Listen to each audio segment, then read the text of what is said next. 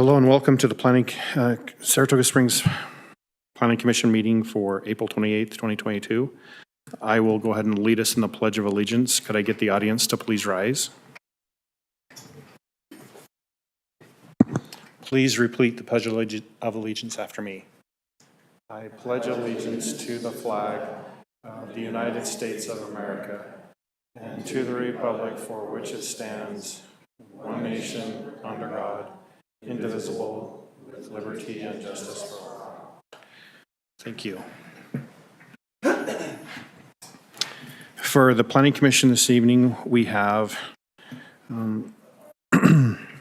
Troy Cunningham, the chair, Bryce McConkey,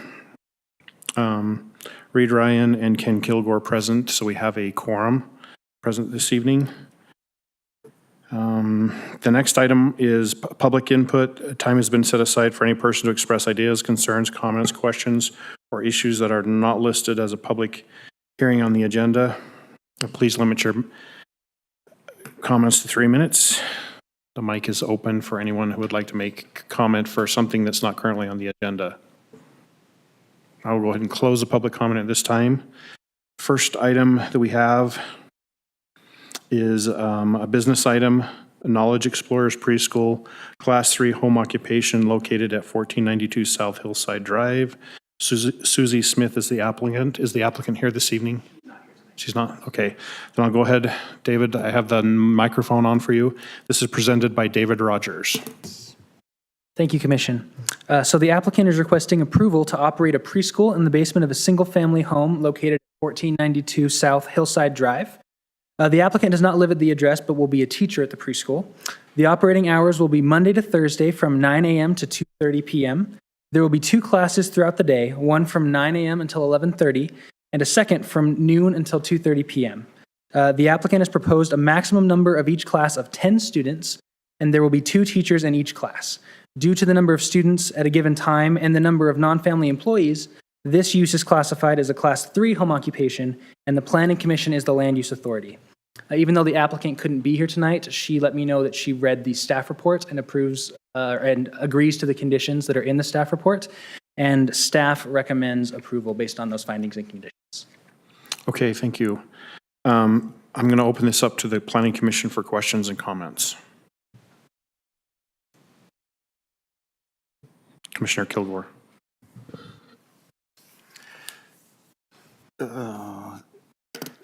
You said the applicant's not here? He's not here. Okay. There's a can comply with building and fire code on, get the page here, sorry. 19.08.03.4, and then it says building and fire codes. And can comply. Yeah, so I listed that as can comply because after a home occupation is approved, they need to call the fire department and have an inspection done. And that occurs after the home occupation has been approved. So I put can comply because there was nothing I saw preventing that from being approved, but it comes after this process. Okay, terrific, thank you. Just a point, I guess it's like a point of process. If the applicant, so the applicant and the owner of the residence are 2 different people. Yes. And if the applicant were to leave employment, does it change the license or what? No, it shouldn't. As part of your packet, I included the application which had the signatures of the owners. And as long as we have those signatures and the owners don't change, then the application wouldn't change either. Okay, great. And then this is something that City Code doesn't specify when I checked it, at least the section that I checked. And we had this question before on a previous home occupation application.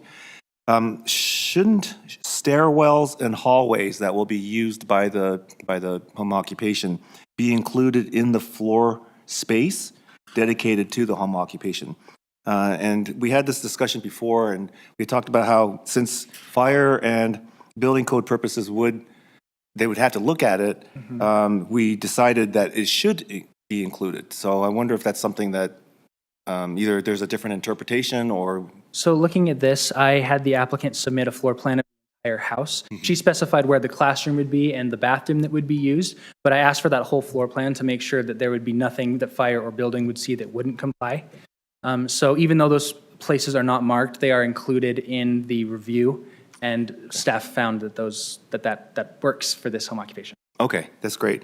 Yeah, the one that we had the question on, the floor space was like within a few feet of the allowance, and so including the stairway and the hallway did make a difference. Whereas here, I don't think it would make a difference anyway, because No, they had to- exceeded the requirement by quite. yeah. So, but as far as interpretation goes, I just want to make sure that we're still looking at it that way, and it sounds like you did. So, Yes, right. okay.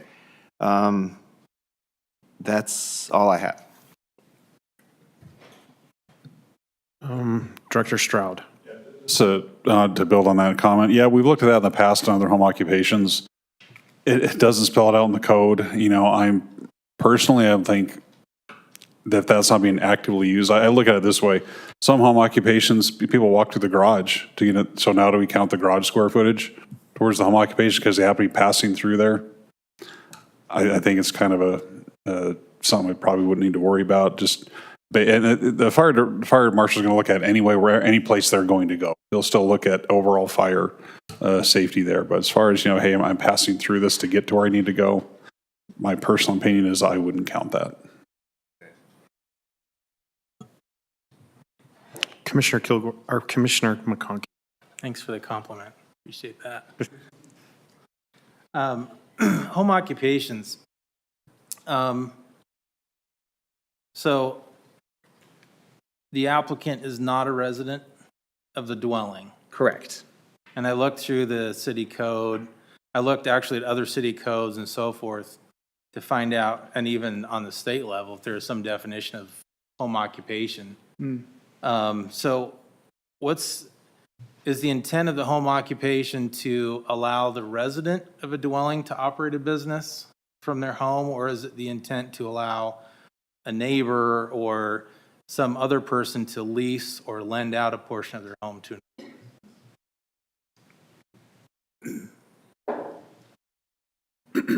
Yeah, the way it's written in the code, you can have an off-premise employee. And by whether it's active or passive, that homeowner still is really, in a sense, part of that home occupation. So they do have off-premise employees then coming, which is permitted by code. Yeah. Because I'll be honest, I have a concern with that. I looked at some others. I looked at a few. In fact, West Jordan has in their home occupation requirements. I don't know if I have it here. But they specify that the owner has to be the owner, the resident has to be the owner of the business. And I think in my mind, that's what the intent of a home occupation is you have a home and you have a business in your home. I not feeling comfortable with encouraging people to lease out a portion of their home to someone else, because I feel like that's what the commercial code is for. That's what other spaces are for. A single family dwelling is intended, in my opinion, for the resident, and then as a benefit, if you will, to be able to have and operate their own business out of their home. So that said, if the intent of the home occupation here at Saratoga Springs was not intended to be that, then my recommendation that moving forward, and I know that may not affect, currently legally operating businesses and applications, but in the future, that the home occupation would be for the resident and their own business. I don't know if there's any input from you, Fred, as far as what the either legal definition of or an accepted home occupation definition of is here in the state of Utah, or if you have any input on that. I don't know what the state definition is of a home occupation. I know, looking at our code, it doesn't distinguish between an owner and someone working in the home. For example, say somebody was she cut hair for her business. She could cut hair out of her neighbor's home, and that neighbor would have to get the home occupation license to be able to do that. Does that make sense? So under our code, that's allowed. So the neighbor would need to own the business. No, they would need to have the permit, though. They would need to have the home occupation permit. Oh, you mean the neighbor who's cutting the hair? The resident of the house. No. Mind, that's, to me, that, I understand, Under the code as it is presently. presently. And that's what I'm looking for. So, I mean, my recommendation is that in future future applications and such, my recommendation is that we make a change there. And I've made a note of that, and we can certainly put that through the process. That's not going to affect this application, obviously. So, that's all I have, thanks. Thank you, Commissioner McConkey. Commissioner Kilgore, and then Commissioner Ryan. Maybe I just read into it. My understanding was that although the residence owner owns the business, they just had somebody do the paperwork. That's how I. So the applicant hasn't actually stated what the role of the homeowners is in the business, other than that they gave their signature to allow the occupation to occur in their home. Okay, so I guess not knowing doesn't really matter. I mean, as far as the way the code is written today. Right. Okay, and so I just simply read into it that the owner just had someone else do the paperwork. Yeah, as far as we know. Yeah, as far as we know. Commissioner Ryan. I just wanted to better understand Commissioner McConkey's concern. So is it that you fear like a influx of people profiting off of their home space for these home occupancy businesses? Is that where you feel like the code is lacking currently and that would take place? Or is that what you foresee happening here? Or just want to understand the concern a little bit better to make sure I Yeah, that's a great have question. a full picture. Looking at a single-family dwelling, looking at a neighborhood that's full of single-family dwellings, or, well, really, it could even be in a townhome or whatever, right? My understanding, my assumption, and really my opinion of the intent of a home occupation provision is to allow for a single-family dwelling to operate as a single-family dwelling, but also accommodate our entrepreneurship, right? So that we have a place, we don't have to go rent a place. I used to be in business, and I had a home occupation, so that was what I could afford, and that's how we made it work. To me, that fits what the intent of a home occupation is. If we start allowing, if we allow the residents to lease out a portion of their space, I think, in my opinion, we've got some commercial codes that regulate that, and that starts pushing it outside of the function of a single-family dwelling. Now it's an office space, and it's not your own office space, if that makes sense. It does. Yeah. In your preliminary perusal of other cities, did you find that what we are doing here is more the exception versus the rule, or, and it might be too early in the process, and I can understand and respect that, but based on what you looked at? I tried to find a state definition, was unsuccessful. I spent quite a bit of time just looking at all kinds of, the DOPL website and Utah.gov and several others, and it was pushing me to other cities. So I ended up pulling up West Jordan's as an example, and I'm not even finding it here for some reason, but theirs specifically stated that, in fact, they were more restrictive than Saratoga Springs as far as having employees and so forth. I think that what Saratoga Springs has is fitting. Other than, I agree with West Jordan, for example, and they require that the resident be the owner of the business. Okay. I was just putting two and two together. That might be helpful as we consider, look further into it, some comparables. Looks like, That's all I have, Mr. Chair. okay, our Community Development Director, Ken Young, had a comment.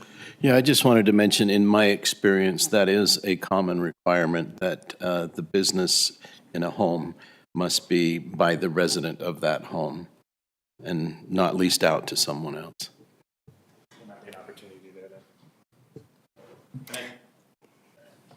Go ahead. Can you have a home occupation business of leasing your part of your home to other businesses? Well, you're getting more into the commercial realm. So typically in the state codes, one of the main intents is when you start welcoming people into a space, especially the public, which is kind of how we see, bringing businesses in. There's a different set of rules to protect the safety of the customers and occupants and so forth. In a single-family dwelling, we're familiar with our home. We're familiar, we could probably walk around blindfolded, generally speaking, because we're in it every day. We're much more familiar with that than we are going into a different building. So there's some allowances there. And I just want to read this real quickly. In West Jordan, it says the home occupation business shall be owned by and carried on only by a bona fide resident of the home. And it lists some additional things that I think that don't apply to what we're talking about here. Okay. Do we have any other comments from the commission? If not, I will entertain a motion.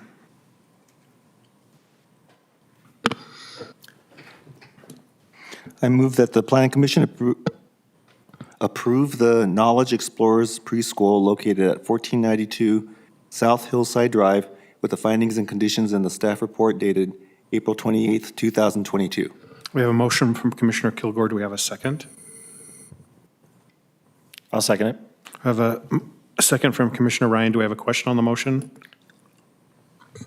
All in favor say aye. Aye. Aye. Any opposed say nay. That carries unanimously.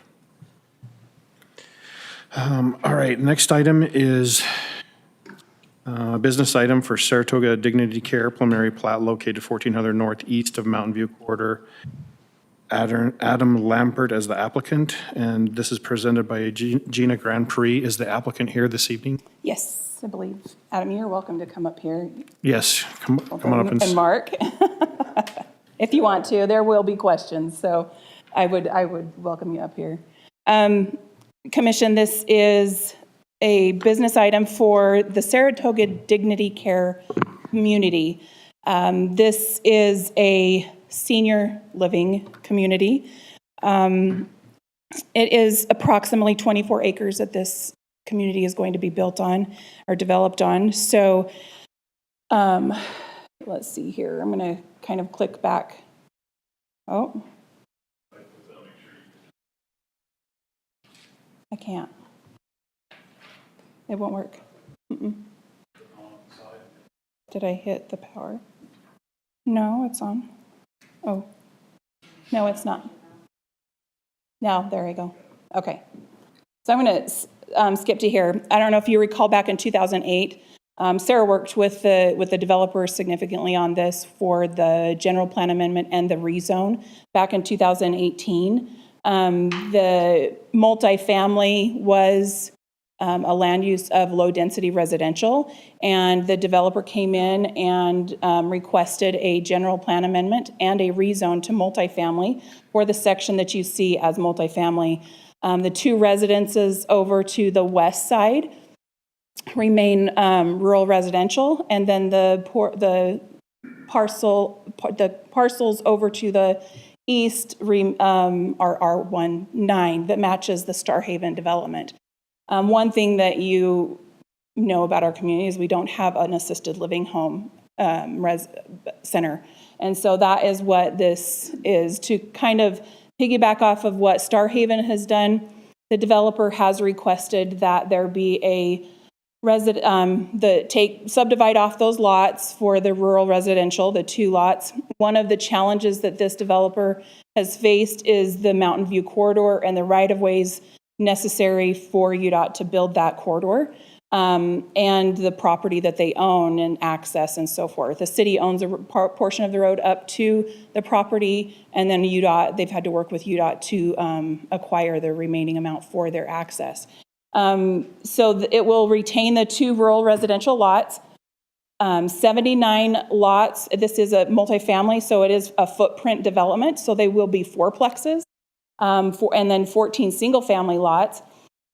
Also in this application, so everything has been submitted together, so it is kind of large. And I do sincerely apologize. I don't know what happened to my staff report because I know those other 30 pages were in there. So I hope you had a chance to even look at the plats, but we'll go over it in detail tonight.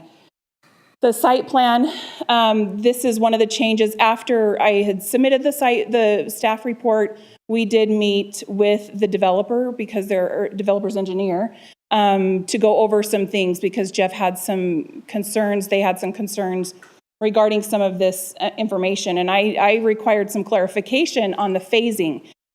What I had learned, and I think it was just a misunderstanding between us and the developer, is that their phasing plan is for themselves.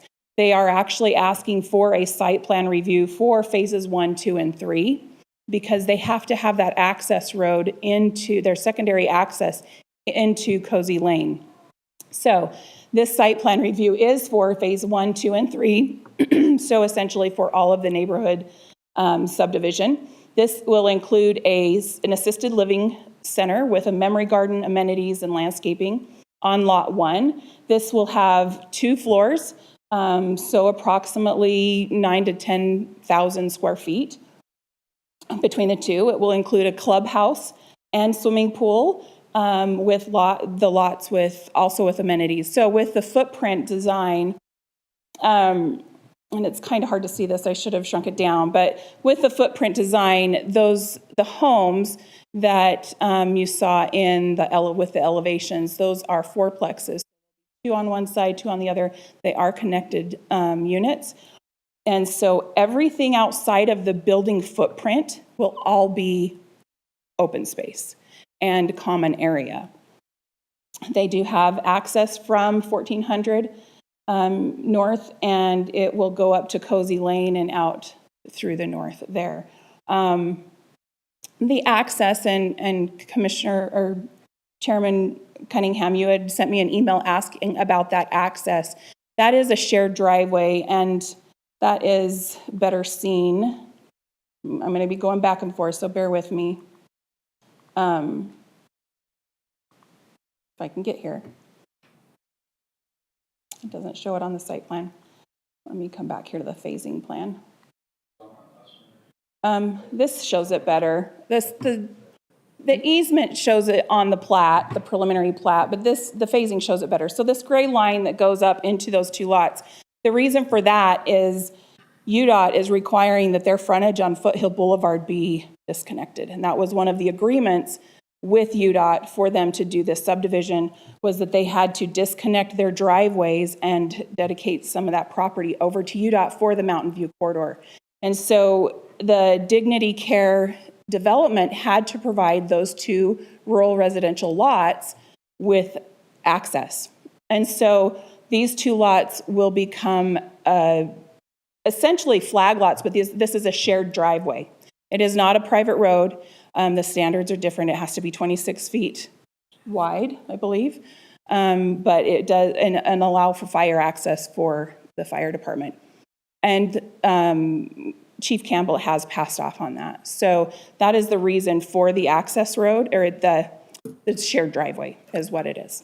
So, and there are accesses for utilities, I believe, in phase 2 as well, but those are dictated on the plat and notated as well. So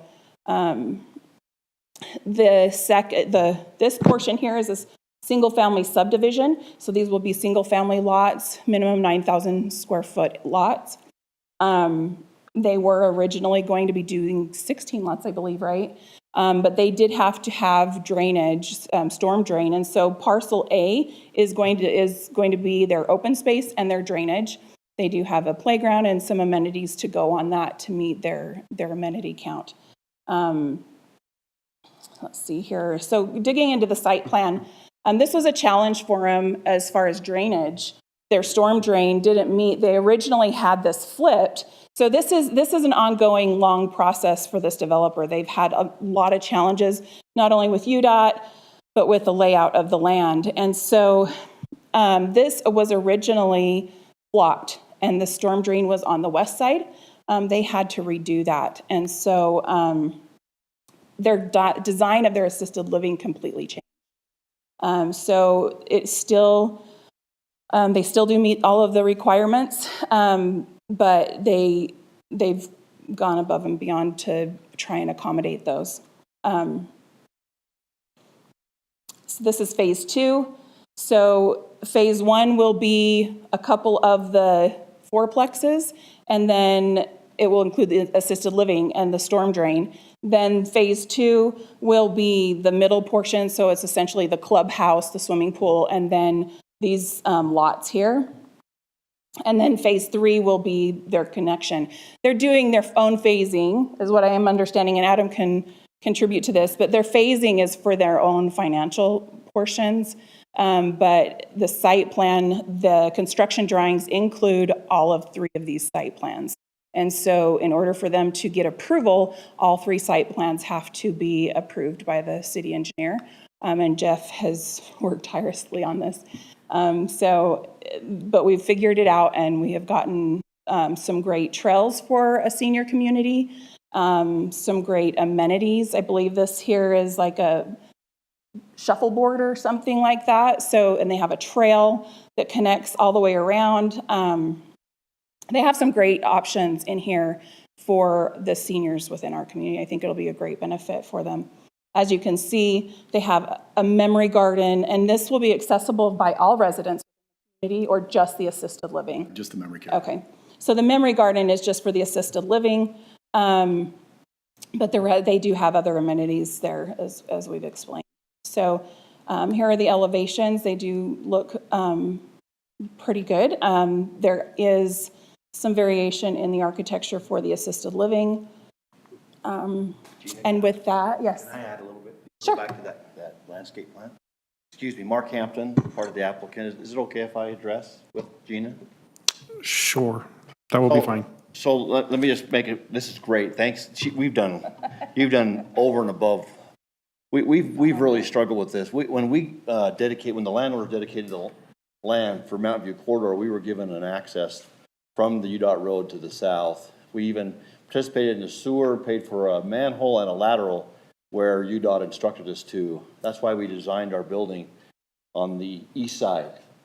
When we came in to get a final approval, UDOT changed their mind and said, we don't want that access there. We're going to make you move it. So we had to go through a whole acquiring process. It was painstaking to do so.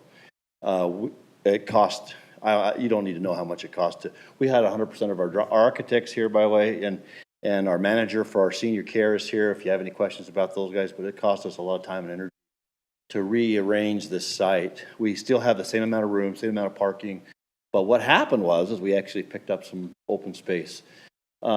Just so you know, this is an age-restricted community. All the residents in our HOA in the connected model, the fourplex models, are age-restricted, HOA type, so it's not like young singles can move in here. This is age-restricted, as you know, familiar with. Inside the campus is the assisted living center. We own and operate 7 different facilities. This one's unique because we have memory care. Some assisted livings don't carry memory care. We do. It's a great need in our communities, and with the memory garden that you pointed out, that's why it's not accessible for the whole community, because we have to wander guard it for our residents in the memory care area, and that's why it's for the memory care wing. I just want to point that out. Thank you. We do have to accommodate our 2 residents. They're here that own the houses, and they're going to be part of the HOA. They don't carry the same age-restricted requirements, and they're not required by the CC&Rs to pay any HOA fees, but they have access, and our utilities are brand new utilities coming to those 2 homes, meaning water, power, sewer, et cetera. are coming to the existing residences through our community. We are building everything at once. Financing for the civil work all the way through is in place, but we don't have enough financing on the fourplex models. We call them cottages. The cottages, that's why it's phased. We have a financing for the assisted living, and we have the first phase of the the cottages, and then we'll go to the second phase. The single-family residences are not ours. We have contracted a home builder for those. We don't normally do homes, single-family residences. Okay. Yeah, thanks, Mark. But the single-family neighborhood will be built concurrently with the improvements there in the community. So with that, are there any questions? So the cul-de-sac area, the single-family area, that's not necessarily age-restricted, but the other parts of, okay. Point out. Sorry. Point out the access. So we do have access, our secondary access coming out into that For cul-de-sac. Cozy Lane. You can kind of see where access is there.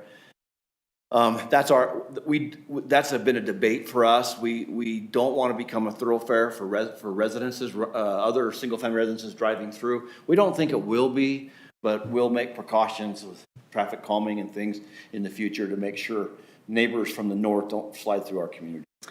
All of the roads within the Dignity Care neighborhood are private roads. Oh, yeah, they are private. And We take so- care of them in the Yes, but the roads within the subdivision are public. Okay. I might mention, I don't know if you're familiar with Mapleton, the one campus that's very similar, assisted living and our little cottages, we have one in Mapleton that's doing really well. Can you hear me? Yeah, it should be on. The mic should be on. Mic's on.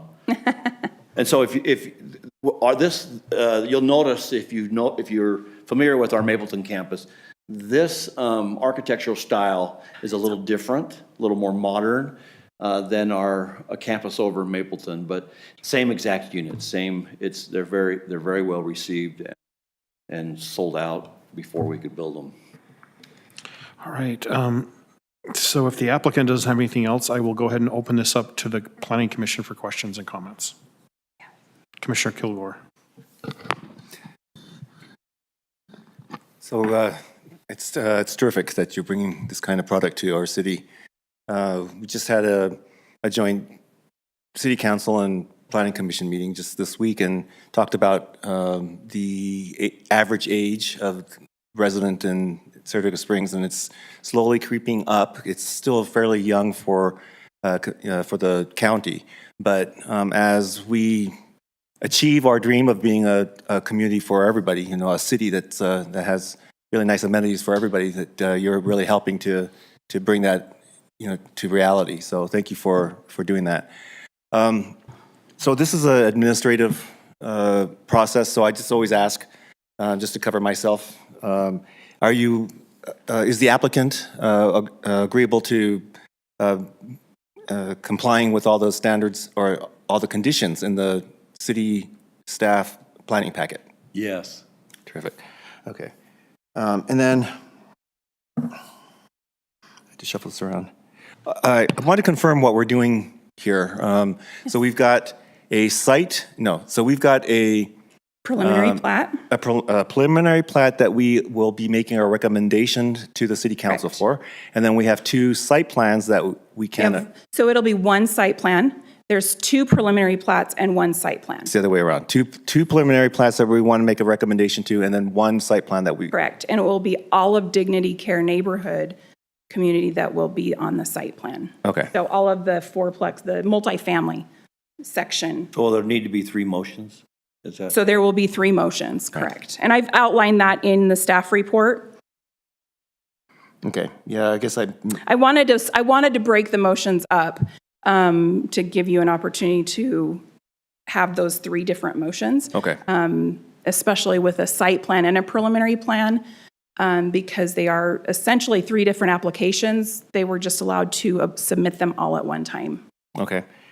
And then it looks like most of the do not complies are now complies, so that's terrific. Yes, there were a couple that had come up during our discussion within the, with the engineer. However, that will be covered under the condition of all other code requirements shall be met, because they're all, one of the concerns that Jeff had was that one of the lots went within the sewer drain easement, and our code does not allow that. And so those two lots specifically have to be clipped off the corner, like 3 feet. But it does not affect the footprint of the building.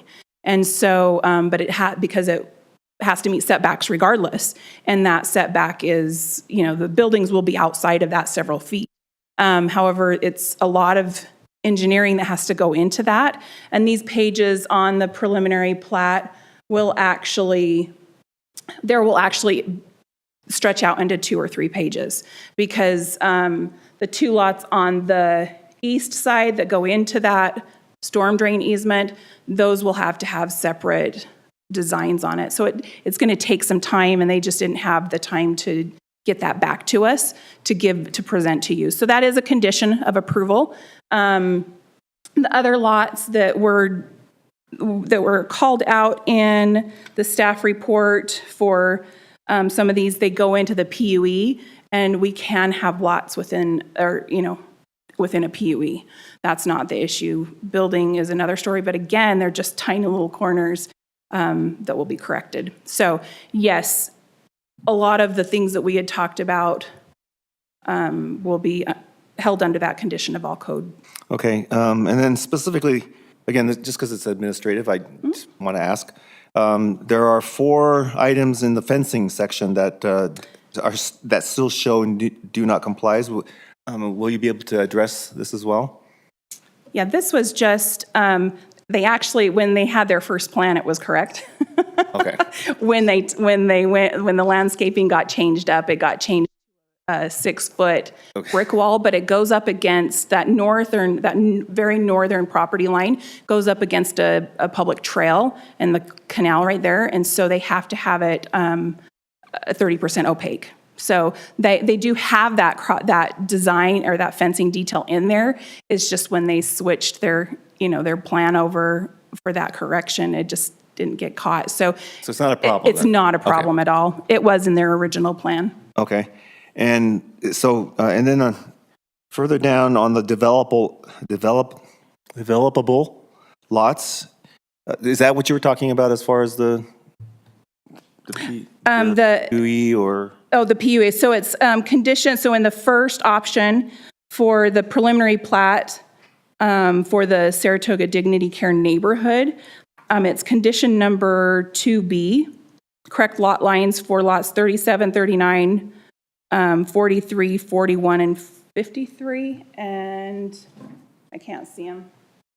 I believe it's lots 37 and 47. Oh, sorry, there's 3. 33, 37, and 47, 41. 37, 39, 43, 41, 43. Yeah, so those 3 lots are in the storm drain easement. Those have to be clipped off, and they have to do almost a page for each one. So they might be able to couple them together. And one of the other conditions, which is one of our codes, is the text is too small. According to our standard plat, the text has to be a certain size. And they were trying to keep it to 1 page. They'll increase that size once they go to a few more pages. Break it up. None of these corrections affect our Design. design. No. We'll make all these corrections. It's not going to change the utilities or the roads or anything of that magnitude. They're just small. Okay. But yes, according to your question, Commissioner Kilgore, is all of the corrections, there's just, I think, 4 that were repeat comments. But, as so far as they meet them, we can't give accepted construction drawings until they're met. Okay. And then that also includes the item on the windows. Those also can comply. The Well, windows. I wonder if you just missed it, because all the other ones above and below where it complies. It's page 20, well, I don't know. It's page 26, but I don't know how. The windows. I don't recall on the windows. It says windows other than rectangular windows may be used as accents and trim. Untreated aluminum or metal windows are prohibited. And then it says repeat comment, but doesn't say complies. Oh, And it's been highlighted, so that's why I thought I missed that. bring it up. But Okay. does the applicant anticipate any issues with that. We don't have any of that. We're fine with that. Okay. So I As long apologize, as that was my Riley mistake. says, by the way, Riley's one of the superstar residents of Saratoga, so if he says it's so, it is so. Okay, terrific. Just, You can find it. Thank you. He's probably at dance class with his daughter right now. Oh, there. so that's all I have. Thank you, Commissioner Kilgore. Commissioner Ryan. Thank you, Mr. Chair. Just a quick question. So applicant, you mentioned that the owners of the two lots are here. Did you say that in passing? Yes. Oh, yeah. Do you folks mind just, I would love to get your comments overall generally with what's happening here and just get your sentiments, if you don't mind just I think sharing. that's a setup. She's our HOA president, so Marcia, step to the mic. You're fine with everything? Fine with everything? Okay. I want to I echo. gotta, can I say, Marcia and Paskets have been wonderful. Matter of fact, the amenities in this campus far exceed our amenities in Mapleton because Marcia insists on it, which is pretty cool. Well, the pass, the pickleball, it's just a pretty cool site. Thank you, Marcia.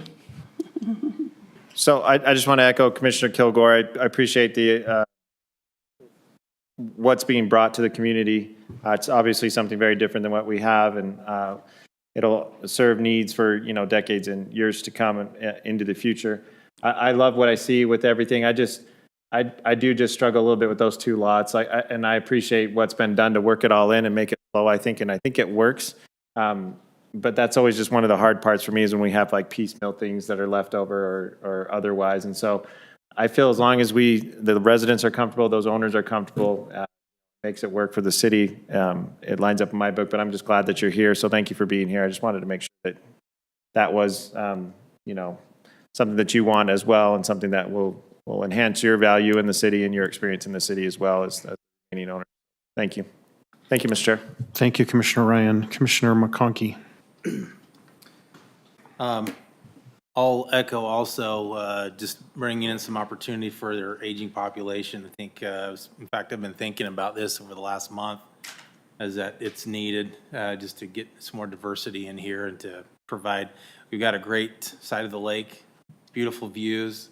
It's kind of out for now of a lot of the busyness. The city is a great place to have the aging population here and so forth. I'm also I'm happy to see not only the of course the care center, but the aging dedicated living facilities. Age restricted, yes. Fourplexes. So are those going to be rented or are those going to be sold? That's a good question. Primary residence traditionally, but we've found that in several of our communities that 20-ish% are purchased by folks that maybe mom passes away and then they rent. When they rent, they keep the asset and then they rent it. When they rent, it still has to be age restricted and the resident has the vote at the HOA, not the owner, which is really, so if you're a resident owner, you have a vote, but if you're a resident renter, you still have a vote, which we like. So these are individual parcels. They're are. individual units. And they're, It's a and they're, footprint. They and own they're, their footprint. yeah, they're fee simple title. They own their Right. footprint. They'll only And those own- are the clips we're talking about. Clip some so that fits some easements, but they And do that- own their title. Yeah, the way that this is, I mean, it's difficult to know because they have two different designs of footprints. There's a 2-bedroom option, there's a 3-bedroom option. They don't have those sold yet. And so what we ran into is we had to figure out a lot that would fit both of those designs. Now, in their covenants and in the notes, I believe it does state that that everything around the footprint will be common area. Yeah. And so, because they do share driveways, they do, share that common, there's a common breezeway. And so, I mean, it makes it difficult, but these are going to be lots that will be built on with a footprint. And whoever buys a unit, they will own the footprint of the building and they buy into the HOA for the amenities and so forth. Okay. that make sense? Yes, yeah, so I call it floating lots. You Yeah. own the house, but you don't own the Footprint dirt lots. next to that. So, You own the dirt under the house. under the house, yeah. What's the square footage? The two bedrooms are 18. They go up to, we also have a loft option that doesn't impact the footprint. But, so we have a two-bedroom option that's 1,800, then it goes up to about 1,950, then it goes quite large with the loft. The loft is above the garages. The And bonus room? so that's pretty cool. We don't do a lot of those. I mean, maybe 25% are lofted. And the reason is most of our seniors don't like stairs, Right. but some do. Basements? Or is he No stop basements. grade? No basements. It's really interesting. So our design, thank you for asking. Our design, 100% ADA. All doors are 3 foot wide. Every bathroom, every toilet, every sink is ADA. There is no steps in our campus. Our O'Reilly and our civil engineer will have lost many hair follicles because we don't have steps inside other than a loft. From your garage to your unit, from your front door to your unit, steps are murder. We don't like steps. We hate steps. And so the design of this is there are no steps, and the only step is a requirement to catch water on one side of the road. We had to come in on our development agreement years ago to get the profile approved because our asphalt comes right to our sidewalk and there's no step. We hate falls, if you can probably tell from my. And just real brief, did you do Annie's Acres by chance as well? A friend of mine did. Okay. Yeah. All right. I won't tell you who stole whose. It's just a product like this where I live that I've actually walked through, and I was kind of wishing I was old enough to move there. Name, it's your name That's on it. We have one for you. It's a great product. Yeah, so by the way, Rocky Mountain Care, our care provider is here. It runs not only the care in the assisted living, but the care in the units. So if mom moves in, she has access to the clubhouse and all care, home health, food, services, additional fees for that, but all care is provided on campus. Not just in the AL, the entire campus. Do you want to know about that? We're excited about it, but we don't want to prolong the. How long? 2 minutes? 2 minutes, come on. I'll allow it. Is that okay? That Yes. was a question, but 2 minutes. My name's Jason Gatherum. I'm actually the resident of South Jordan City, but as Mark mentioned, we are the operator of a couple of his communities and stuff. And so we offer what we call the full continuum of care: home health, skilled nursing facilities, assisted livings, hospice, personal care, all of that stuff. We actually have a property in Riverton and we have a property in Linden, and we pull residents from Saratoga Springs to those different communities because the services aren't out here. As far as assisted living goes, we often see, I appreciate Commissioner Kilgore, your comment. We see residents of our communities going where their children are and stuff, not necessarily where the senior resides. They're starting to move and follow where they're going to be close to their children. And so we have from what we've seen in our other communities, a great demand for the Saratoga area because we pull population to our other communities. And so we think this is going to be a great benefit that way. Thank you. One other question, and this is for the staff. What's the word? How much input do the Planning Commission and City Council have on facade? We have architectural standards for this type, for multifamily units. So, I mean, we have our code. It's an administrative, and Dave can correct me, but if there's something that's not within our architectural design standards for multifamily, then we would have to change the code. Okay. Yeah, basically what, we look at it, we address the code, then we present it to you, and then it's the planning commission's, you're basically doing a check on us. Hey, did staff look this? Do we agree that this meets the code? Now, certainly, you can always make a suggestion of, hey, this may look good. Obviously, you can't tie that. If it meets the code, it meets the code. I mean, if you have a suggestion, I'm sure they'd be more than willing to at least hear what you have to say. But ultimately, if the product they presented to us meets the code, we can't can't be denied to say, well, I don't like that style, or this color looks better, whatever it may be. Yeah, yeah. So, and just to clarify that a little bit further, is the site plan is, the land use is the commission. And that's where the architectural standards are reviewed. The preliminary plat, we don't look at architectural standards necessarily in communities. I mean, whenever a multifamily unit or subdivision gets applied for, they have to, and they're going forward to building, they have to have a site plan to go forward. In order to get approved construction drawings, they have to have that approved site plan, and therefore we review that architectural standard and design during that site plan review. So, I mean, but yes, it would go through the public hearing process if you wanted to change those standards. So. And that site plan, or the site plan, this isn't a This, site. yes. This is. That you are making a site plan decision tonight on the neighborhood, on the two elevations of the assisted living and the fourplex units. Okay.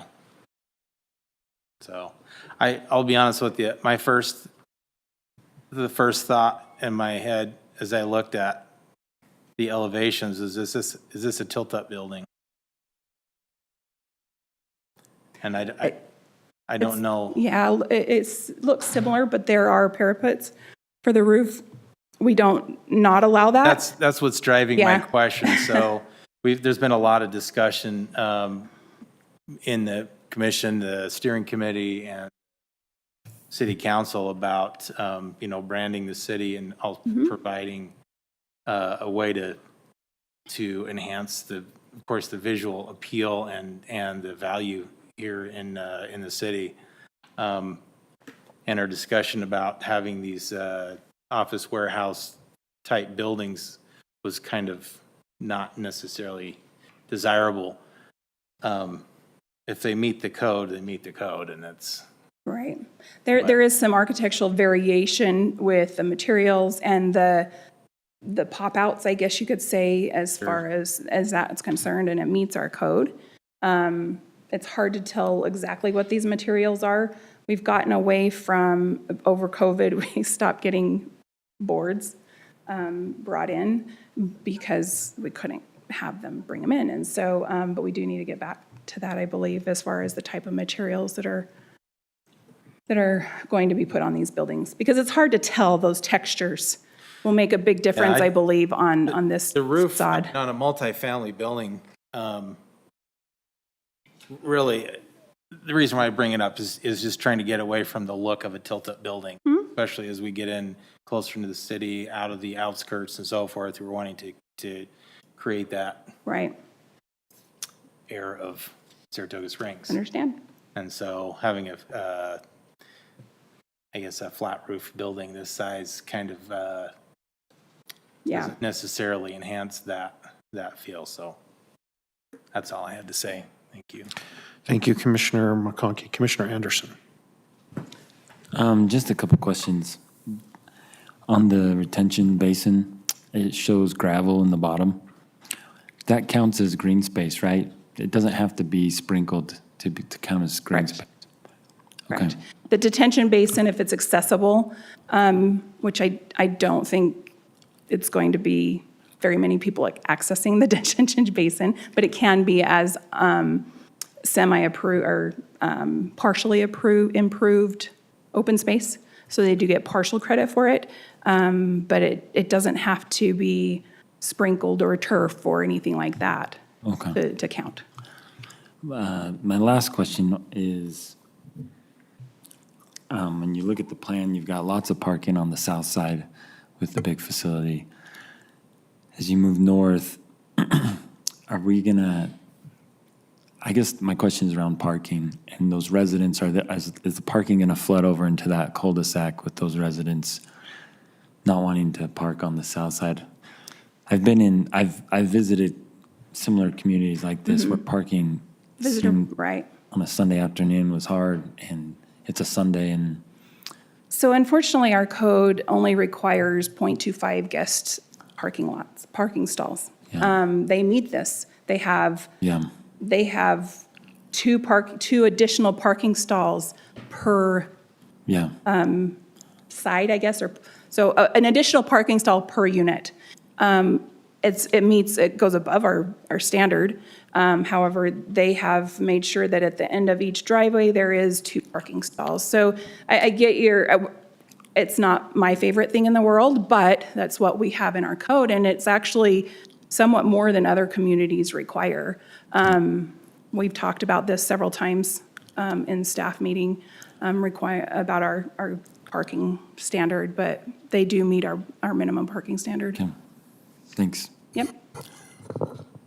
Thank you, Commissioner Anderson. I just have a couple things. One is snow removal. This is a private drive. You guys are going to be taking care of all the maintenance on the roads. Do you have a plan for where to put the snow when you need to move it? That's a great comment. I don't think we have anything in place yet. We'll put together the CC&Rs for the HOA, and we'll designate in that where snow is going to go, because obviously we've got to maintain the roadways and things like that. So yeah, we'll make sure that's addressed. And parking for visitors Sure. as well. Okay. Yep. The other thing that I have is whoever's going to make the motion, let's make this 3 motions and 3 votes. I know, I was just reading over the motions. The first one says I move to. The second one says I also move to. So just change that also on the other 2 to I move to approve, whoever makes them. Thank you. All right, I'll entertain a motion. So Commissioner Ryan, I move to forward to the City Council a positive recommendation regarding the Saratoga Dignity Care Neighborhood Preliminary Plat located generally at 1400 North and the future Mountain View Corridor Foothill Boulevard as outlined in Exhibit 1, with the findings and conditions in the staff report as presented and discussed this evening, April 28th, 2022. I have a motion from Commissioner Ryan. Do we have a second? Second? I have a second from Commissioner Kilgore. Do we have a question on the motion? No question. All in favor say aye. Aye. Any opposed say nay. That motion passes unanimously. On to the next one. I'm going to keep rocking and rolling, Mr. Chair. Are you all right with that? I'm good with that. I move to approve the Saratoga Dignity Care Neighborhood Phase 1 site plan located generally at 1400 North and the future Mountain View Corridor Foothill Boulevard as outlined in Exhibit 1 with the findings and conditions in the staff report as presented and discussed this evening, April 28th, 2022. We have a motion from Commissioner Ryan. Do we have a second? Second. A second from Commissioner Kilgore. Do we have a question on the motion? All in favor say aye. Aye. Any opposed say nay. That passes unanimously. Go ahead, Commissioner Ryan. Going for the trifecta. I move to forward to the City Council a positive recommendation regarding the Saratoga's Dignity Care Subdivision Preliminary Plat located generally at South Cozy Lane as outlined in Exhibit 1 with the findings and conditions in the staff report as presented and discussed this evening, April 28th, 2022. We have a motion from Commissioner Ryan. Do we have a second? Second. Yes, I have a second from Commissioner Kilgore. Do we have a question on the motion? All in favor say aye. Aye. Any opposed say nay. Those all 3 pass unanimously. Thank you very much. We appreciate it. Thank you. Next item is a business item for North Shore Commercial Preliminary Plat and Site Plan located at 653 North Saratoga Road. Elizabeth Cole is the applicant and David Rogers presenting. Is the applicant here? Yes. Would the applicant like to come up? Join us.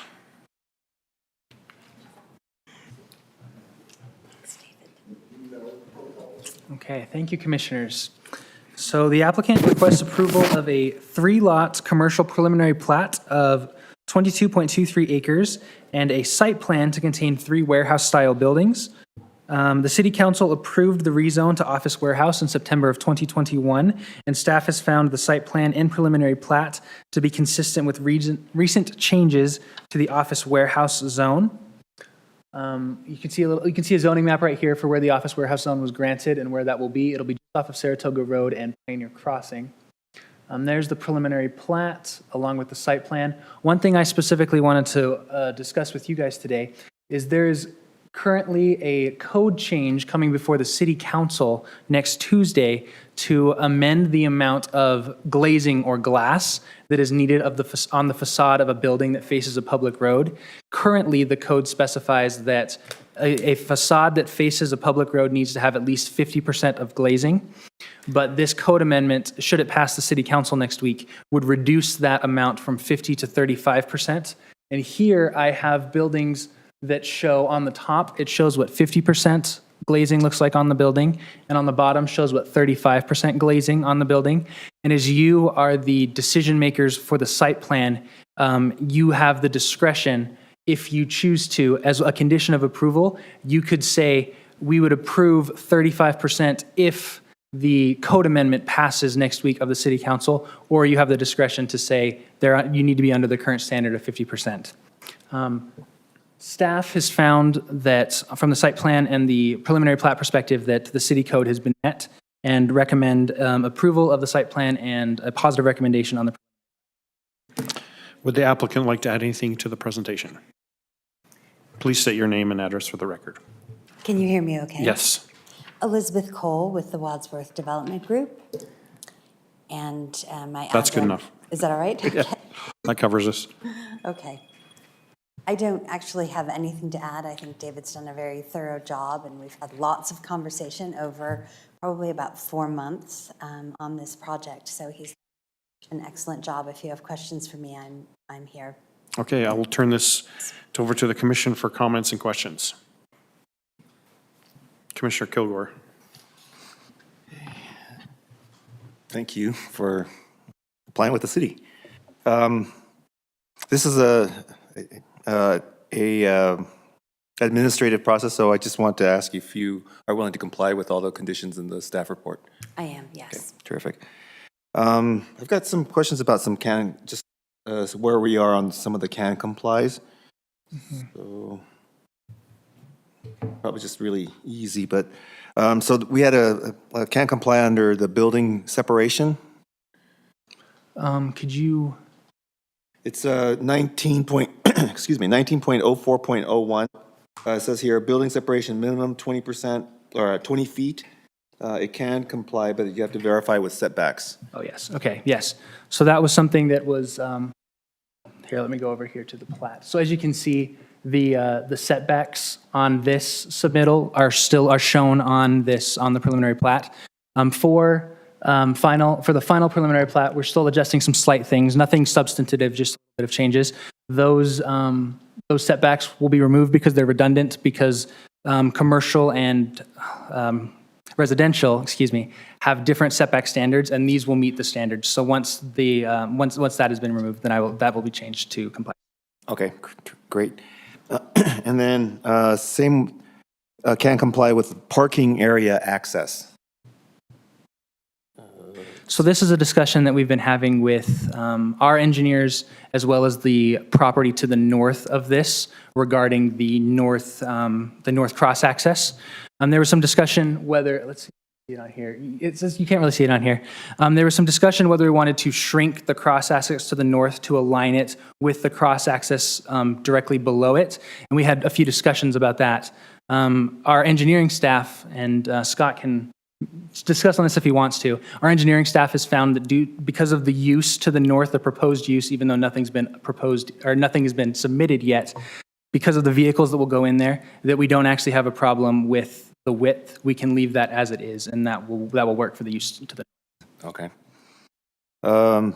Mailboxes also says can comply. Is it just the location? So that's up to the post office. If they want it there, it needs to be there. But us as a city staff don't have anything really to do with it. Okay.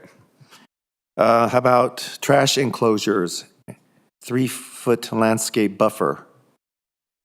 So that was one that we were discussing in as well. I apologize. I should have updated that in the staff report. But per their last submittal, they do have all the requirements that they need to. Terrific, thank you. Meet that. And then there's some red lines. Can the applicant comply with some of the red lines in the staff? Yes, I believe we've actually already addressed that Already have? with the staff, and I think we're. Yeah, earlier this week, we received a resubmittal that should adjust, like I said, nothing substantive, just some small adjustments. and staff hasn't reviewed that yet, but we expect everything to be fully compliant with this submittal. Great, okay. Good, Scott. All right, thank you. Oh, and just wanted to just confirm, so what we're doing is approving the site, we're considering approval of the site plan as well as a motion for a recommendation for the preliminary plat to the city council. That's correct. Okay, so 2 motions. Okay, thank you. Thank you, Commissioner Kilgore. Commissioner McConkey. Oh, whoops. Actually, it's Commissioner Ryan came in first, and then Commissioner McConkey. Look at that, fast finger, huh? Yeah. Thank you, Mr. Chair. I just had, Scott, if you could remind me really quick, we go back to the map. I think you just mentioned it in passing. I just want to make sure that I understood. Immediately to the north, we're not quite sure what will be happening. Is that correct? We haven't received any applications that will specify what it is, but Scott can speak to the discussions that engineering has had. Yeah, thanks, Scott. 1 second, I'll have to turn your mic. Okay, there we go. Yeah, I called the engineer for the developer. They have a car wash planned a little further to the north, and they're trying to get a convenience store up on the corner of that. But then they're talking about getting a Ace Hardware that's just directly north of the property here, as well as a kind of like a transfer station for some truck stuff is what my understanding is. So they're talking about like cargo style box trucks and delivery trucks for the hardware store. Okay. All right, that helps. I appreciate that. That's all I had for this, Mr. Chair. I pulled the map up here so you can see the site plan with the 3 buildings. So yeah, these smaller parcels here, and these things are in white, these are on our active layer. So we have an active application in where you see this overlay on top of the aerial. So yeah, so what's showing up as 3 different parcels through here. We don't have any active application on that yet. So that's what we don't know yet, exactly what will be going in there. Is there one common owner on those 3 parcels, or are those, we know? Just because they're starting to become somewhat little awkward into that. Well, there's a CKQ Saratoga, and the other ones are WDQ. DQ sounds like, I'm sure it's got with the Q on the end, I'm sure it's the same owner. So we're anticipating something coming in on that shortly. Okay, that helps. Thank you. Commissioner McConkey. Can you put that map back up there? Is that okay? What's that? Appreciate you bringing that up. So Yeah, really weird. Let it regenerate here. the north of that is all planned to be for widening of Pioneer Crossing, is that? There is some state-owned property. The state does own this large piece right here. They do own this narrow piece right there. Obviously, I suspect they don't need that full width of this piece. Otherwise, they would have bought something closer to the intersection as well. Because this isn't what I envisioned when I was looking through. I was thinking it was a lot closer to the to Pioneer Crossing than it was. So yeah, it is a different. I appreciate you bringing that up. That kind of answers. I had a question about how close the drive approach was on that northeast access. How close it appeared to be, but that's When this property here develops, that they will have to line up with the Lehigh Street right here to get their access to go up to the north and to access to be determined what's going on in between there. Gotcha. If I can ask, what's the purpose of the reduction of the windows? Architectural, we've discussed as staff, it's been kind of something we've discussed off and on throughout the last several years. It's not something new right now. Architecturally, is it needed? There's already a reduction allowed now for medical or non-retail uses. So like restaurants? Or the reason why I'm asking is I drive down Redwood Road and I see those buildings going on right there in that west development. Yeah. And we're looking at drive-throughs. The curb appeal is just not, I think, what I imagined anyway. I think we've become a drive-through society in the last 2 years. I use drive-throughs sometimes. but to look at them is not necessary. And so they're already permissible to go to 35 for non-retail. Of course, these buildings here, we don't know if they're retail or not. The applicant may not as well. Architecture, can they still appeal at 35%? Certainly everyone will have their own opinion on that. But it's something we thought was probably warranted, needed. Okay, If you don't all my mind, questions. Commissioner, I'd like to have some input on that. Sure. We are anticipating a wide variety of uses at this particular development. Most of them will have some sort of small retail or presence, a showroom perhaps, some small office presence. We've planned, and what is typical, we've built a lot of these office warehouse. What is very typical is you end up with about 15 to 20% of a non-warehouse type of use. It's a wide range. So we end up with an engineering firm that has all office. And then what happens with this amount of glazing when it's at 50% is that the tenant has to figure out a way to create some privacy and not have a look through into the areas of the space that would be unsightly from the point of view of the right-of-way. So you are playing a balancing game. On one hand, you want it to look terrific. On the other hand, you don't want from the public right-of-way to be looking at it in a warehouse racking or something that is untenable. So I think there is a fairly good standard represented in many cities that this 30 to 35% of glazing on a public right-of-way is much more typical. And then we can finagle our tenants around and try to find ways for it to be a win-win where there is. Right. Yeah, thank you. Sure. Thanks. Thank you, Commissioner McConkey. Any other comments from the commission? So the change from 55 to 35, is that going to be like citywide or is it going to be specific? It'd be for commercial buildings. So these types of buildings? Yeah. Could be for any commercial really. This is the facade that faces a public street. Okay. Obviously, if you're interior, and this type of building also has other types of standards, like the bay doors, for instance. Those have to be on elevations you can't see from the public right-of-way either, or would be adjacent to the public right-of-way. In theory, you could be probably on multiple lots a mile away and think, well, I can see that building there. You got it. That's not the intent. The intent is those facades that face the public street. Okay.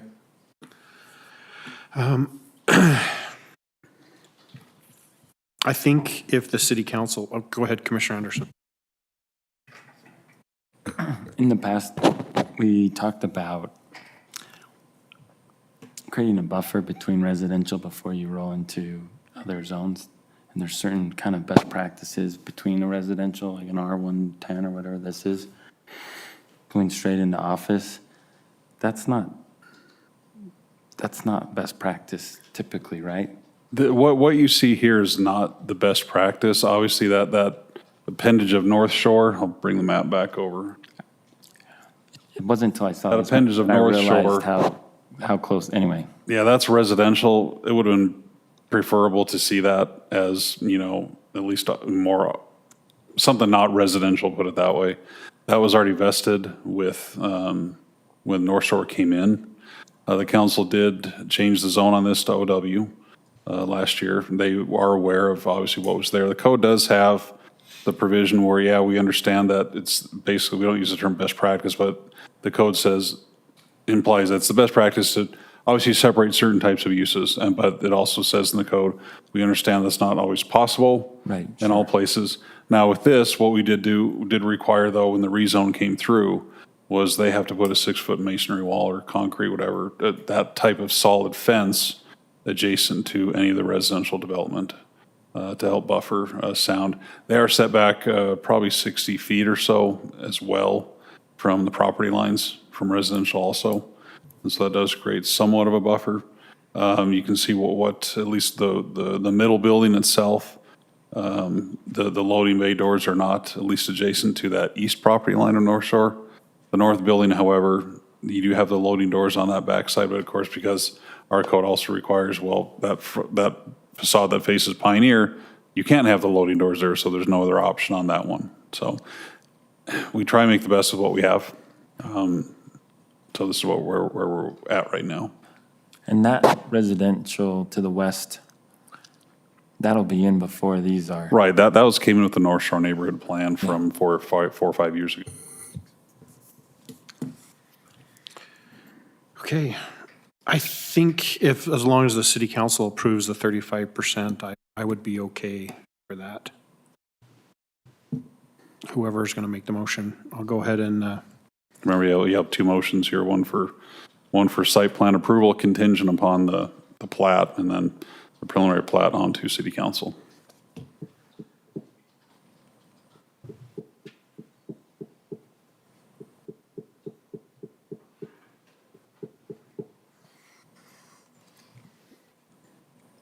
Are you waiting for a motion, or are you waiting? yes, I'm sorry. I'll entertain a motion at this time. I was just looking, I didn't realize there was two.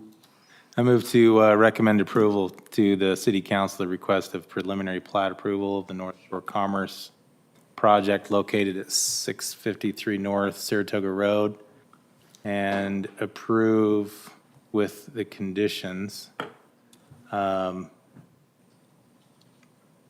listed in the staff packet, the North Shore Commerce, make sure I get this right, site plan in the office warehouse zone with the findings and conditions below. The conditions of approval would be based upon the approval of the city council, whatever they approve on the windows percentages.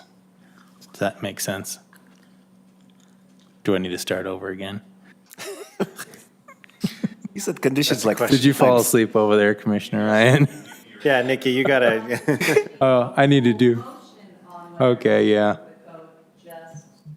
I guess we're doing, that was two motions at the same time, wasn't it? Do I need to separate them?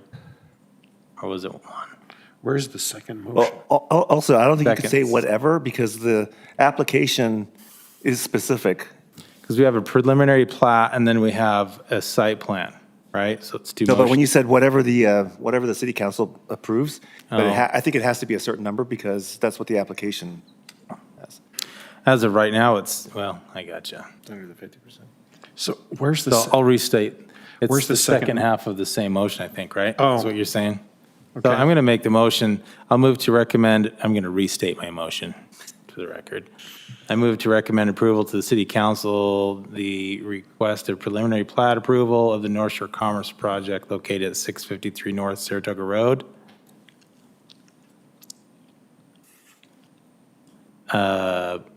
With the findings and conditions below.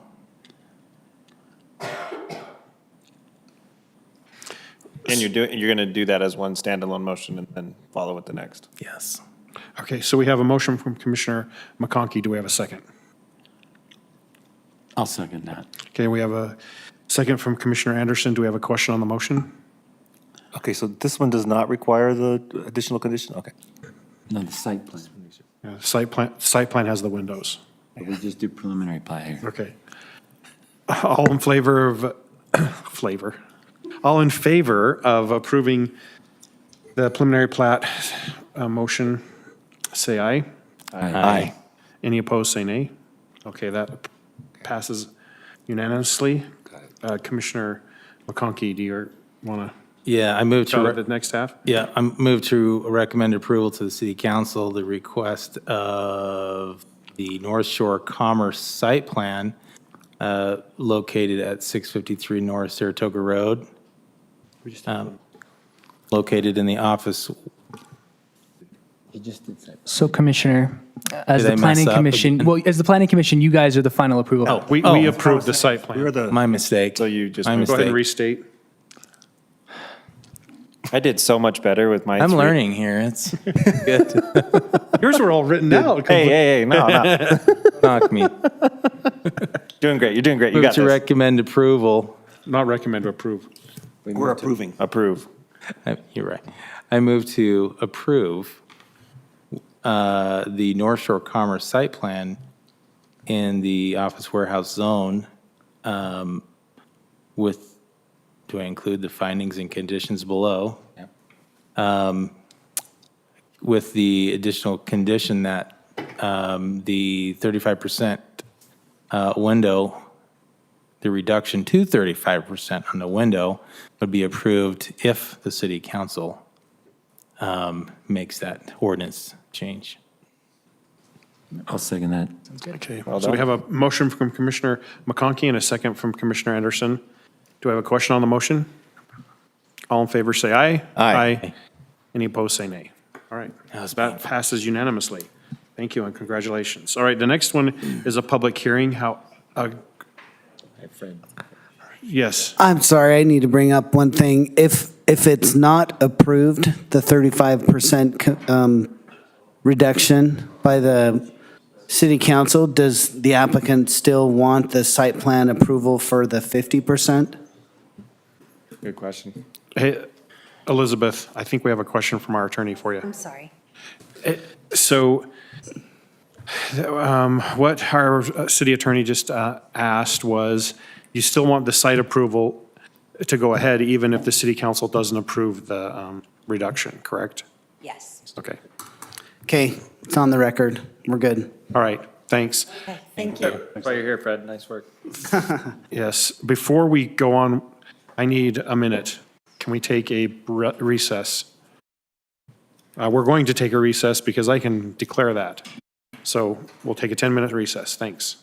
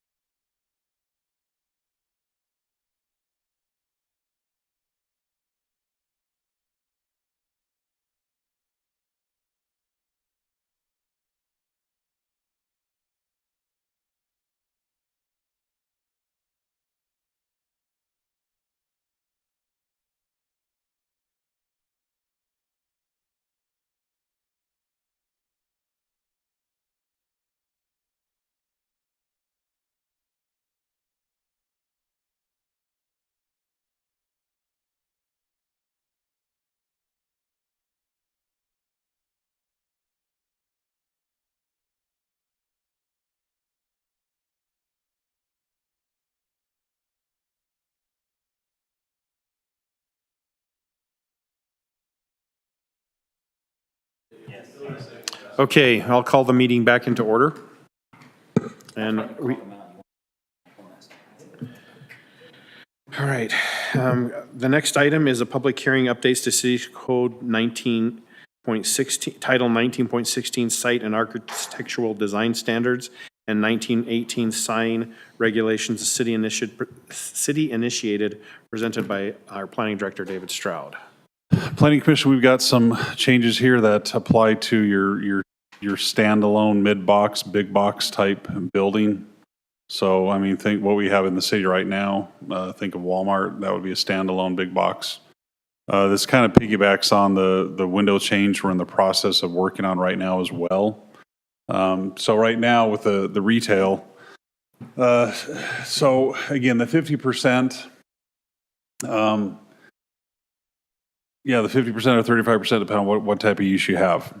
So we have proposed an exception here that if you have a standalone single-story building of at least 50,000 square feet, that the square footage, the architectural elements, the windows and doors can be replaced basically with, you must have at least awnings or canopies, and then you can also use awning or canopy. Then you'd also include roof line changes and horizontal articulation. This would be, say, for the side of a big box building that's adjacent to a right-of-way.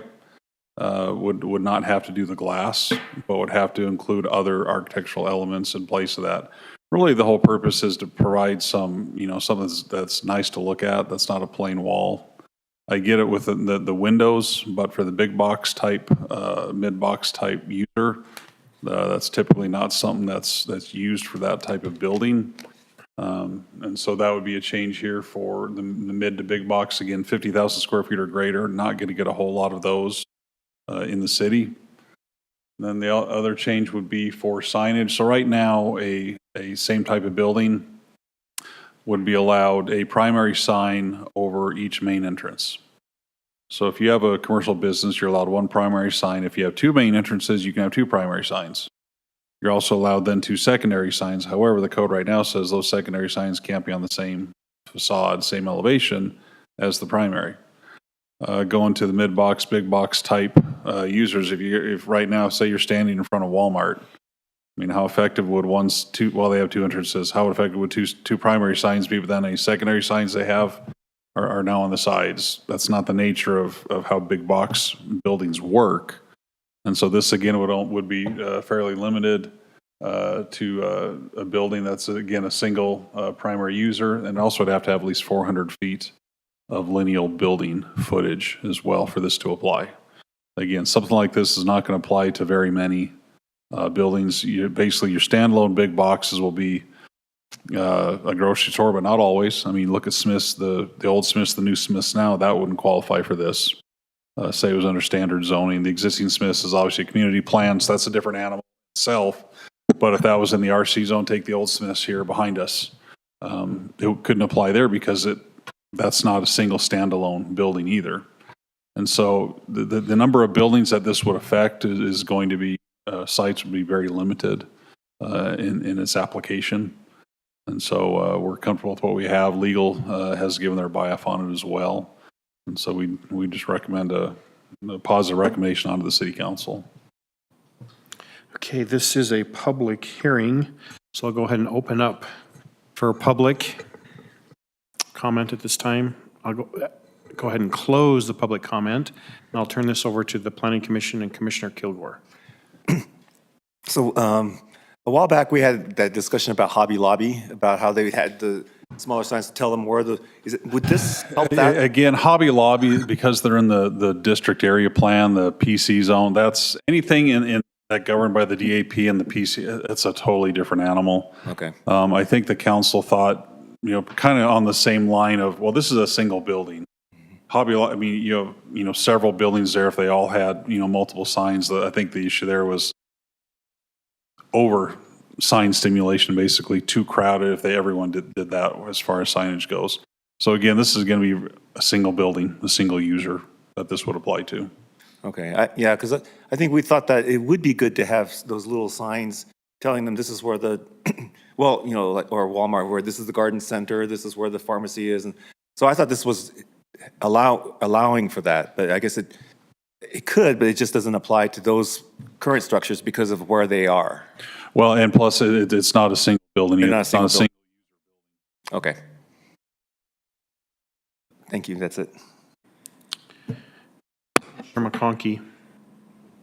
Can you go back to the windows? That's okay. I have a love-hate relationship with these things. I hear you.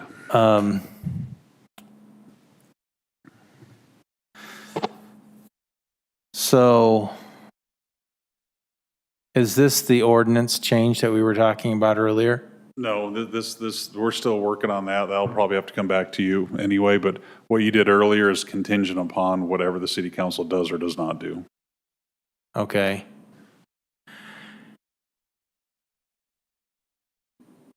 So this wouldn't affect, what's going through my mind is if we end up having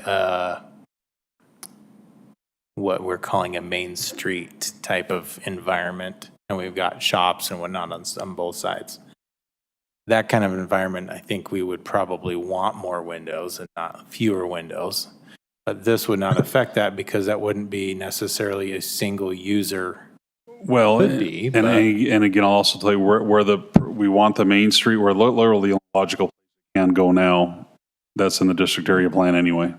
So that's going to be site-specific community plans, village plans for how those properties develop. Gotcha. Okay. Thank you. Is that all you had? Yep, that's it. Any other questions or comments from the commission? I'll entertain a motion. Can't see.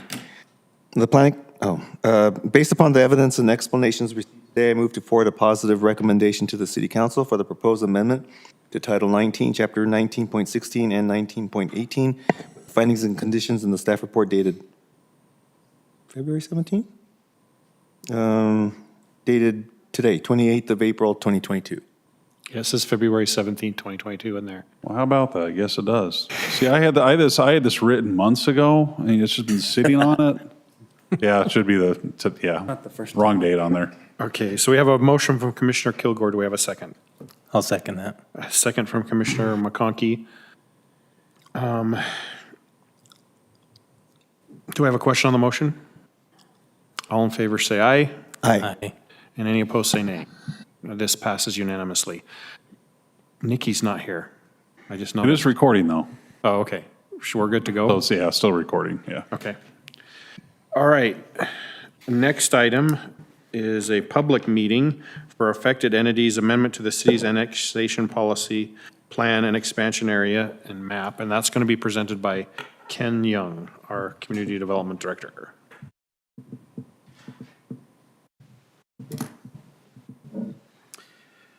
Okay, Commissioners, I'm going to, what happened there? Okay. Briefly take you through the process where we're at right now and kind of what our thought is going down the road here. Your only thing that we are looking for from you tonight is to set a public hearing at your next meeting. But I'm going to kind of, introduce the whole thing. This is according to state law for annexation policy plans, so that what we needed to do, there's a two-step process for the Planning Commission and then on to City Council. So the first step for you is to announce a public meeting, and we can address this, but it's not a public hearing tonight, but that you set the public hearing for your next meeting, which we've kind of already scheduled, but officially needs to be set by you. So that would be May the 12th. And at that time, we will take public comments. We have already sent out the list that you see here, effective entities. That we have noticed them, that we are looking at amending our annexation policy plan. And they can have access to that if they so desire. We have already received one comment from one of those affected entities. But before we get into or go further down that road, I'll just kind of show you what our proposal is. And before I do that, let me just step back and say the reason why we are amending our annexation policy plan is there has been some concern about some of the activities that seem to be growing in the Lake Mountain area, especially in regards to mining or other mineral type operations, gravel and such. This is not something that we necessarily can entirely control, especially if there's mining rights already out there that have been claimed. But perhaps what we can do into the future is with zoning and access, noise mitigation, those kind of things, we can have a little bit more control over how those operations might move forward. So that it was by request of the City Council that we look at first of all, last year we went to the county to see if we could have those properties that are currently in the county on Lake Mountain to be rezoned to something that would not continue to allow expansion of mining and gravel and that type of thing. County was not interested in our request. So we decided, okay, well, the next best thing is that we just annex those properties. So it was kind of something that was already there in a thought process that perhaps we ought to annex more of the Lake Mountain area. So we worked with the council to kind of get their idea as to how much of the Lake Mountain we want to potentially annex. And we finally settled in on at least going up, if we can, to the ridge line of the mountain, which kind of, moves around quite a bit. But taking in the majority of those properties that go up on the west, I guess it would be on the Lake Mountain. It's going to be the eastern slope, but for us, it's going to be on the western side of the community.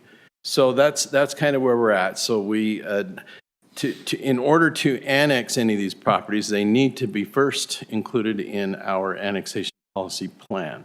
Some of those properties are already in our current existing plan, which was first adopted in 2003.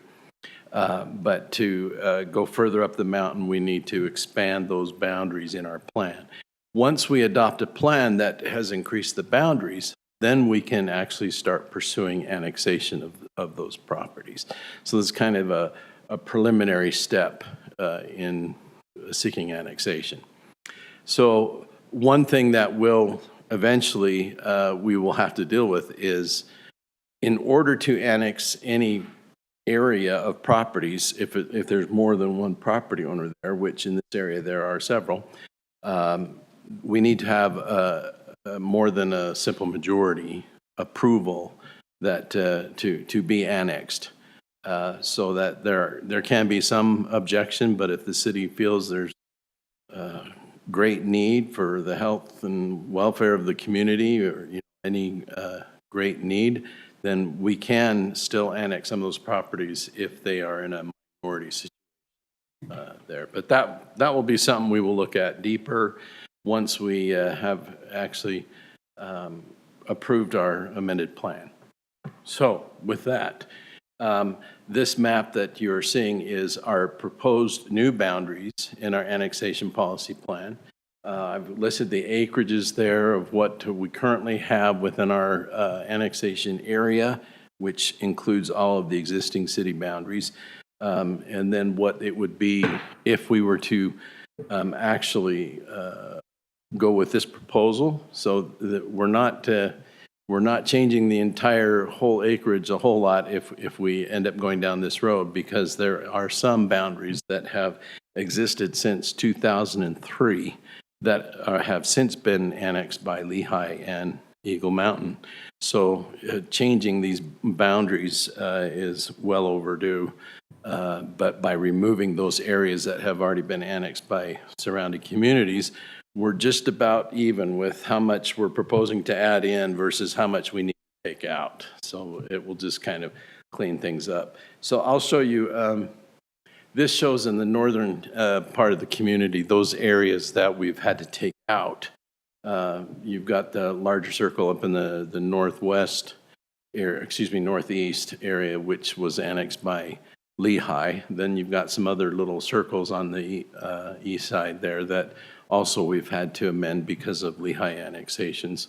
And then one on the west side or the northwest side was a parcel that was annexed by Eagle Mountain.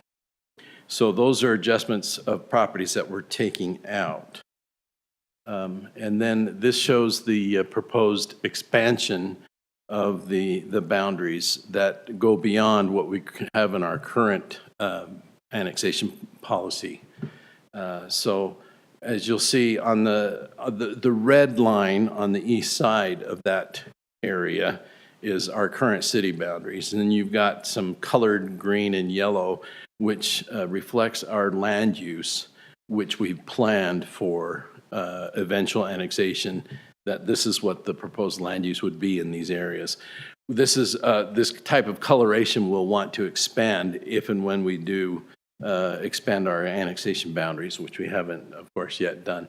But the blue line represents those properties that we are adding to our annexation policy area, which again largely was determined by the ridge line. We didn't want to follow exactly the ridge line because that cuts across property boundaries and that can be difficult. Ultimately, it may be better to adjust those boundaries to follow the ridge line because many things, but one of the large reasons would be the flow of water coming down on either side of the mountain. And it just makes more sense for us to have the east side of the mountain and Eagle Mountain to have the west side of the mountain. But property boundaries don't always follow that. So we tried to identify those parcels that largely would fall to Saratoga Springs and made those property boundary recommendations.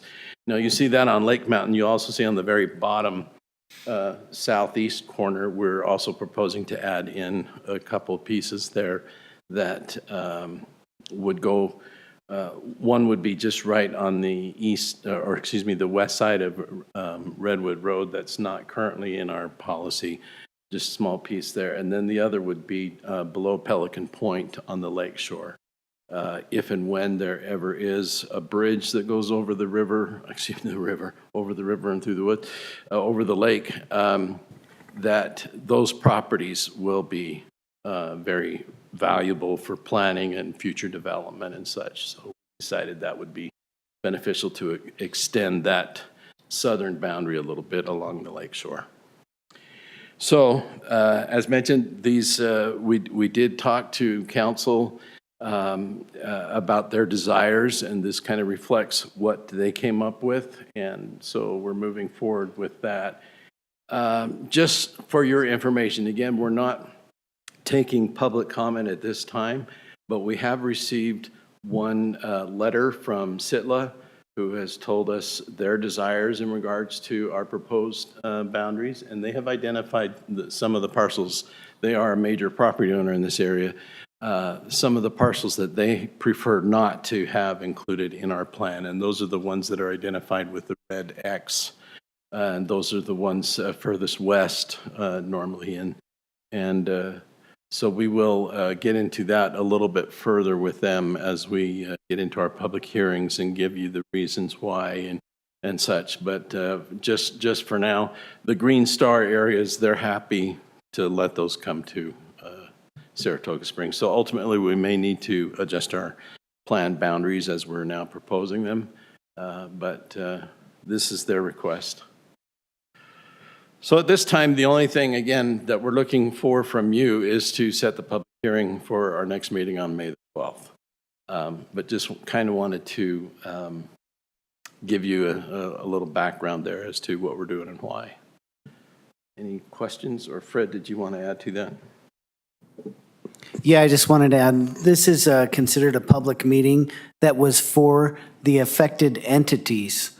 And as you can see, none of them are here to give comments. They do have up to 10 days after this public meeting to provide their comments to us. And then we have to integrate their comments or respond to them before the public hearing is held on the 12th. So that's what this meeting is today. And if you have input or feedback about the plan, now is a good time for you to provide that too, so that can be incorporated before it comes back to you for the public hearing and before it goes to the council. So just to make sure I know, we're not doing a motion or voting on anything. It's just, okay. Nope. Just a Q&A. All right. How, do you want me? Wait. So is it really just a Q&A, or didn't you say that you want us to approve or set a public meeting, or is that just, that doesn't require a motion or anything like that? Yeah, no, we would look for a motion for you to set. You are public looking for a hearing. motion? Okay. It's just not what's in the staff packet then? Well, Staff packet talks about. no, our motion in the packet is really in regards to what you're going to at the public hearing. Okay. So we do need to do a, okay. Commissioner McConkey. I have some questions. And then Ryan, and then Anderson. Oh, okay. Go ahead, Commissioner Kilgore. So if, okay, so I think I read in the packet that if all the annexations happened, then it'll add close to a third more, or it'll expand the city by about a third. Yeah, so let me go back to the acreages we have there. So currently, within the city, we have, let's see, did we list that on that slide? I'm trying to remember where we got that. No, that's just the, yeah, I think you're right. It does say in the packet. I don't have a slide here. But, Okay. It's in the packet. It's areas with existing city boundary, 15,032 acres. Right. Okay. So then we're adding 7,000 something. So over a third. If we were to annex all of that. And I think the idea is, there's no requirement that we ever annex it. We're just stating that there's a potential at some time in the future we may want to annex it. And if we do want to do that, we will have to have it in our plan. Okay. And then a lot of that, actually, it'll be about half of our city is what we're annexing, and then it'll expand our city by a third. So if that's the case, and a lot of it is in the I thought it was called West Mountain. What did you call it? It was Lake Mountain. Lake Mountain. Yeah, Lake Mountain. So that's where like the Knowles fire, you know, where we had that fire. It's a lot of fire hazard in that area. Does that mean that we should also consider what our capabilities of fighting fire is, or whether we need to expand that as well? 'Cause that's a Absolutely. huge When we look fire at hazard. potential annexations, we're going to need to address that. Okay. I think, you know, we'll still have partners with Eagle Mountain and Utah County if and when that should ever occur. But yeah, we take on additional responsibility. Okay. And then in the language, just want to ask what a couple things meant. Oh, shoot, this thing closed. It says here, just above the motions that we're not going to do, Utah County is a second-class county, and therefore this criteria does not apply. And I was wondering what this criteria is, because it didn't really talk about that.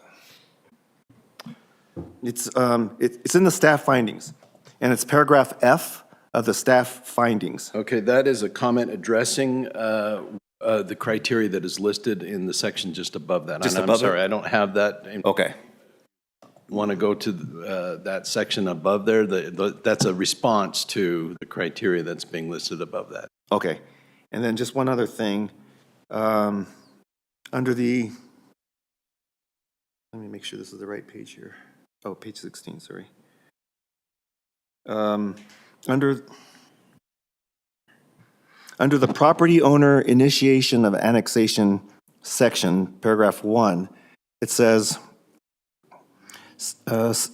said petition shall contain signatures of property owners representing a majority of the land area and 1/103rd of the value of real property. So I was wondering, is that it's 1/103rd. So I'm not sure what that means. No, I know I don't know what that means. I was wondering if you could explain what that is. I don't know, Fred. What page is that on? It's, well, it says here page 5, but I don't know, because there's several page 5s. Page 16 of the standalone PDF. Yeah, that's right. Okay. 16. And it's paragraph 1 at the top. I think we're citing state code there. It doesn't really make sense the way Oh, okay. Yeah, we'll have to take a look at that to clarify it. This is a requirement related to a petition for annexation. And so we'll have to take a look at that and edit what it is. I actually think it's 1/3, but I would have to look at it. So in other words, how it says 1/3, it should be 1/3D. Oh, okay. Oh, yeah. So Oh, okay. So, and anything that is in relation to an actual. that's good. Thanks for pointing that Yes, out. thank you for finding that. Yeah. Yeah, it was in the anything- policy. That's why I thought I should ask. Okay. Anything in relation to a specific annexation application, or whether that's generated by the city or from a property owner, that's not what we're dealing with right now. And I think we're citing some of the things that need to be involved in our plan. But right now, we're just setting up the plan. Okay. And not actually annexing. Yeah, in the staff packet, it said that we're going to be recommending approval of the policy, and that's why I read the whole thing, but, Right. okay. Oh, and just for your information, the actual annexation policy plan, the text outside of the map, is not really being updated from what we already currently have on the books, other than the fees and a couple other minor corrections. But the actual text was kind of based on what was required by the state back in '03 and was adopted at that time. So we just kind of cleaned that up a little bit, but it's really the major focus of this amendment is the boundary areas that are reflected on the map. Okay, thank you. Okay, we're going to go to Commissioner McConkey, then Commissioner Ryan, and then Commissioner Anderson. I'll let those two go first. I'll be last. Okay, You'll you be want to? fine. All right, go ahead, Commissioner Ryan. Oh, I just have a general comment. I think it's I appreciate the proactive nature that staff is looking at this in terms of what is to come and what is currently happening. And that is a continual conflict where there are what call industrial or mining operations, and then eventually cities build on top of that, and then they all come back to the operations that were there in the first place and say, how dare you do this?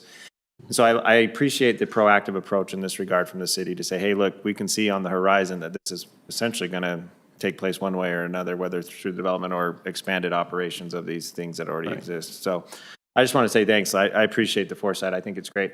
The one quick question I had is with what we're annexing, I like the idea of the whole eastern slope of the mountain. But as far as like the usability of that property or what you may foresee, I know that is looking way out. But we're losing some things, and some things are being annexed from some of our neighbors, I guess. So I just wanted to get a general sense, like, hey, this is a great move for us in terms of not only precluding what we're talking about with the operations and the growth of the city, but also for potential use. Like, do we foresee great open space? Do we foresee accessibility and trails or others, or will this come to development at some point as well? Yeah, I think largely that area is going to be used, if at all, for recreational open space purposes. Much of that just is not buildable because of the slopes and such. But I think also it's of interest to us because of the storm drainage, our accessibility to those natural resources up in that area. Plus the whole idea of having some say in what happens with the future of mining and gravel operations. So yeah, there are reasons, but I don't think we can expect that at some point in the future there's going to be a lot of homes up there. It's just most of that can't work. Yeah, I appreciate that because that's what came to my mind when I was looking at this. Am I looking up at like a potential Suncrest development, right? And what happened where you lose like a viewscape, or I'm looking at somebody's backyard up the hill from me. So just of interest there as well.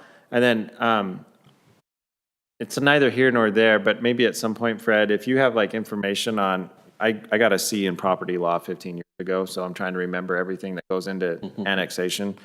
I would love just to like a primer, like how Lehigh City can come in and be like, hey, we're taking this, we want this little chunk here, and Eagle's taking this chunk here, and now we're saying we want this chunk, just a little bit more of how that actually function. I would love just some training. If there's something out there that you're aware of that you could point me to, whether it's YouTube video or something like that, I would love that, just to learn more about this.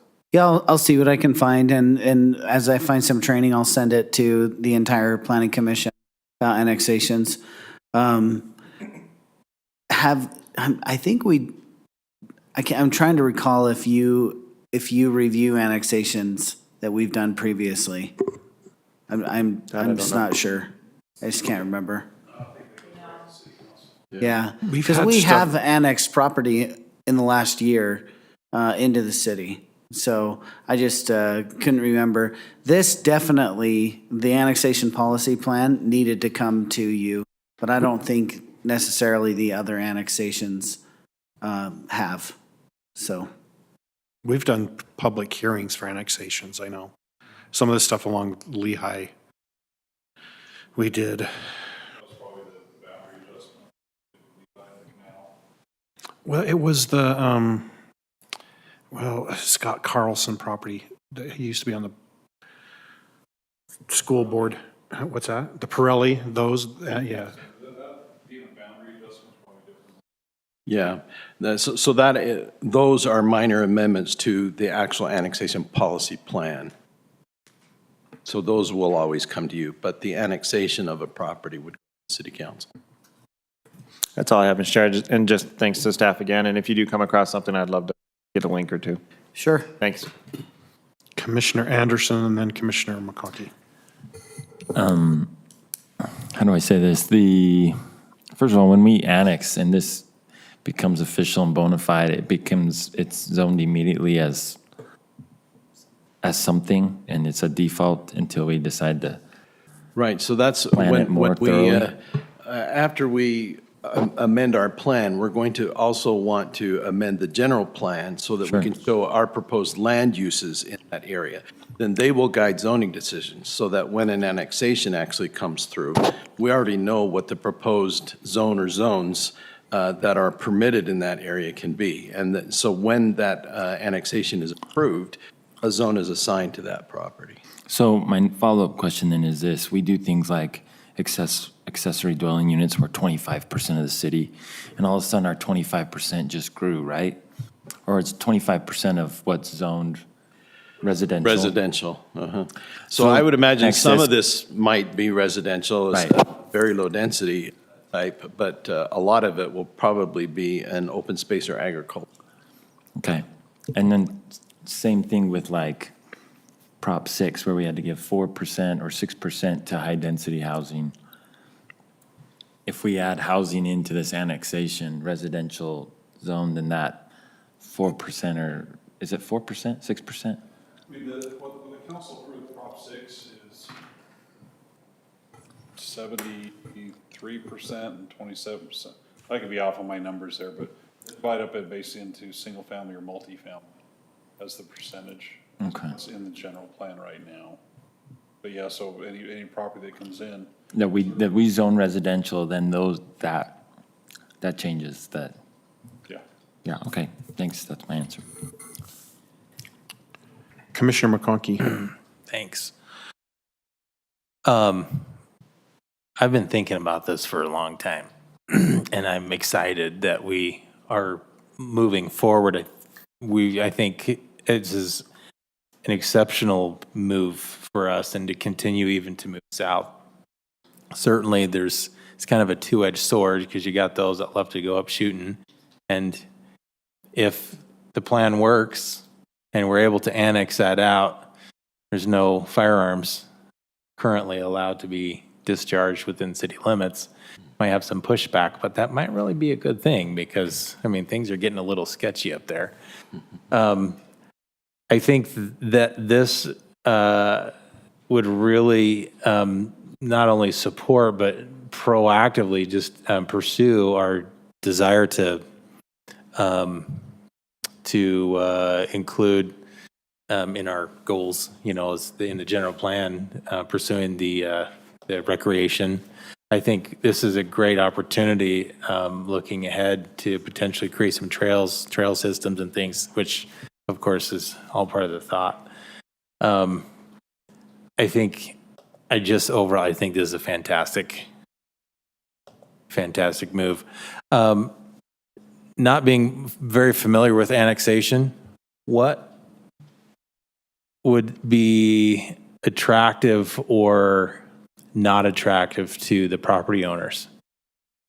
Well, when the city has responsibility over an area because it's been annexed in, then it not only has responsibility, but it has opportunity to apply certain zoning requirements.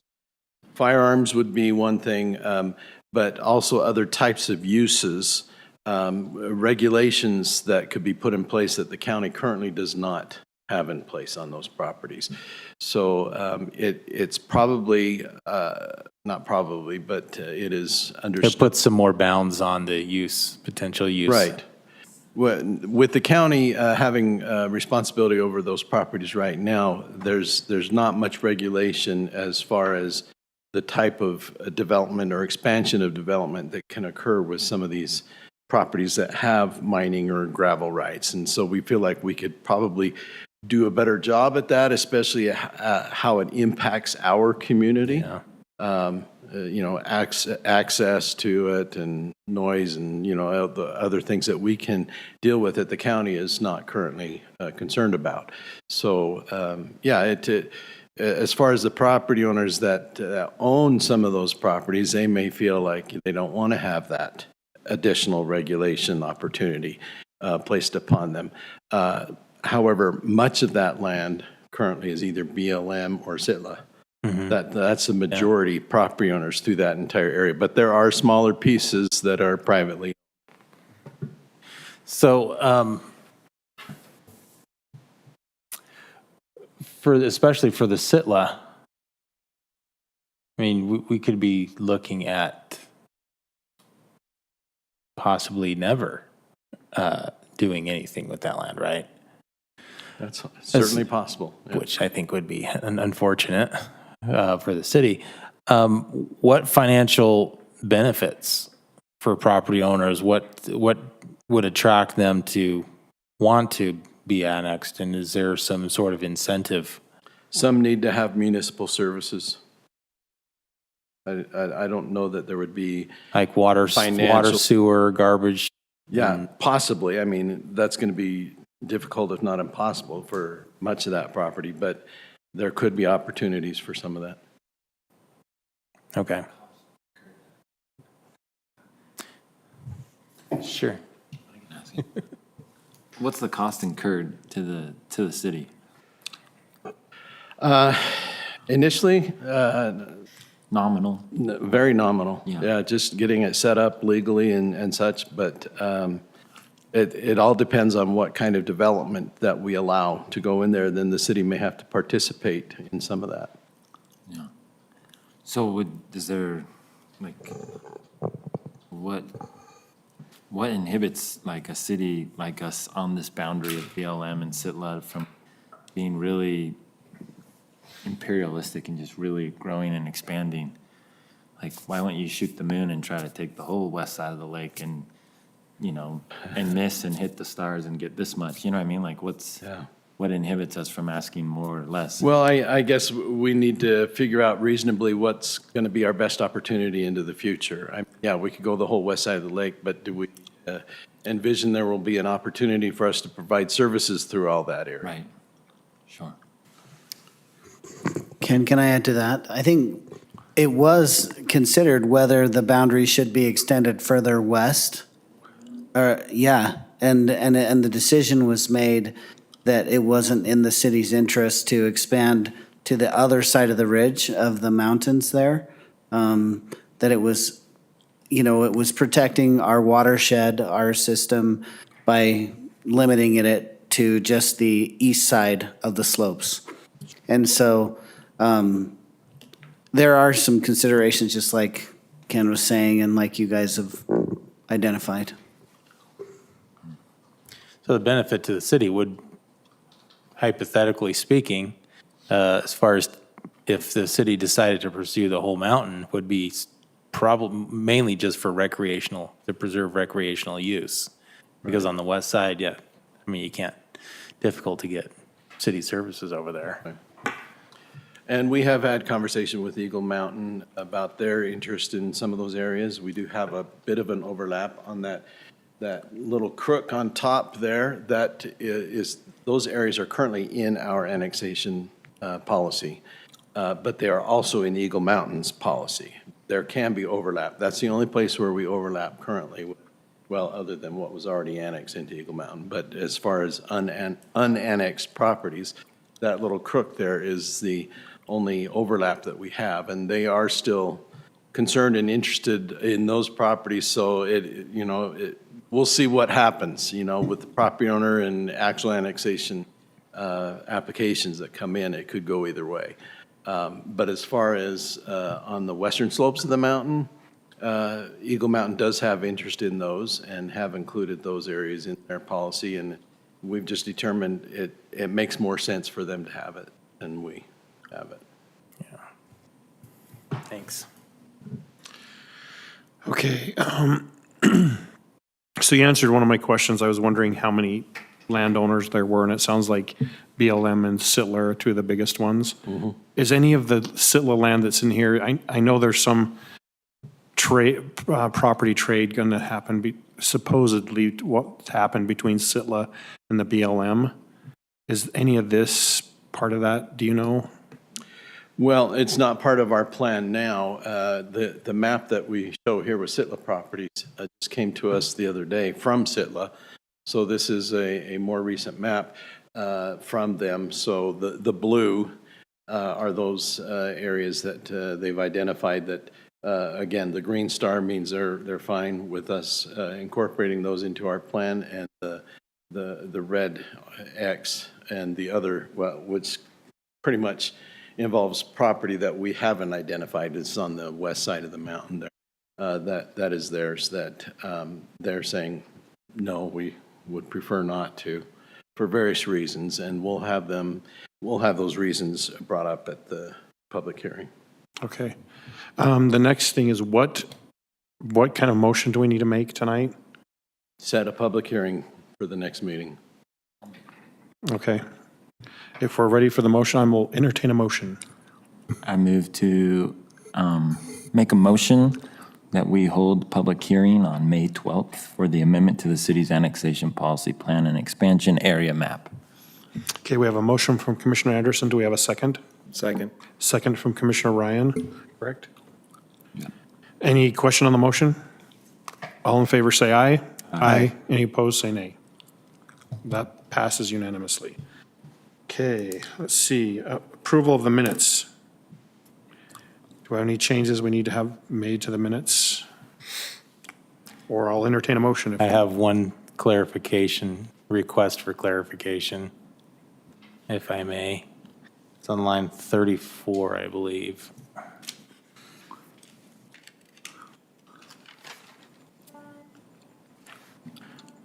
It says, Commissioner McConkey noted he was not a fan of not having the concrete due to longevity and maintenance. If we could just clarify what that was about, and that it was pertaining to the, what do you call it, the Riverside sidewalk trail? What was it? The rivers. River's Edge. River's Edge walk. Yes. Thanks, that's all. Okay, I'll entertain a motion to approve the minutes for April 14th. So Commissioner Ryan, I move to approve the minutes with the noted changes for the Planning Commission meeting on April 14th, 2022. We have a motion from Commissioner Ryan. Do we have a second? Second.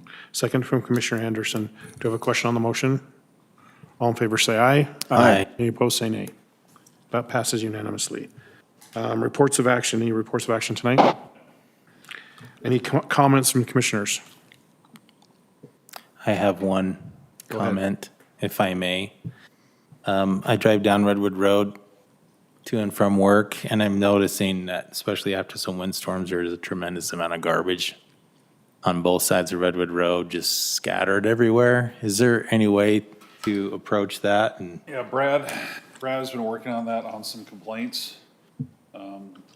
Likely it's obviously where there's a nearby construction.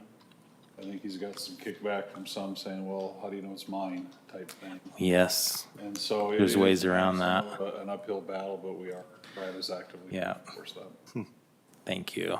Yeah, I noticed especially this morning, it's especially Saying it's windy out here? bad. And people are building, go figure. But it's not sagebrush this time. Hey, I live at the mouth of Highway 6. I know about the wind, so. Anyway, Director's report. Still plugging away in the general plan. Should be, I don't know if we have a date for PC yet, tentatively for that, Ken, or not? Yeah, it's in June is our actual, we've got steering committee and other things before that, but some date in June, we'll let you know what that date is. Next meeting, I don't think is very heavy at this point, but there's always time to add more items, so, Yes, but it sounds like we have something to do with the annexation, yeah. on May 12th. Do we have a need to go into a closed session tonight? No. Okay, then we, Ken, do you have anything? well, then we will adjourn this meeting till May 12th.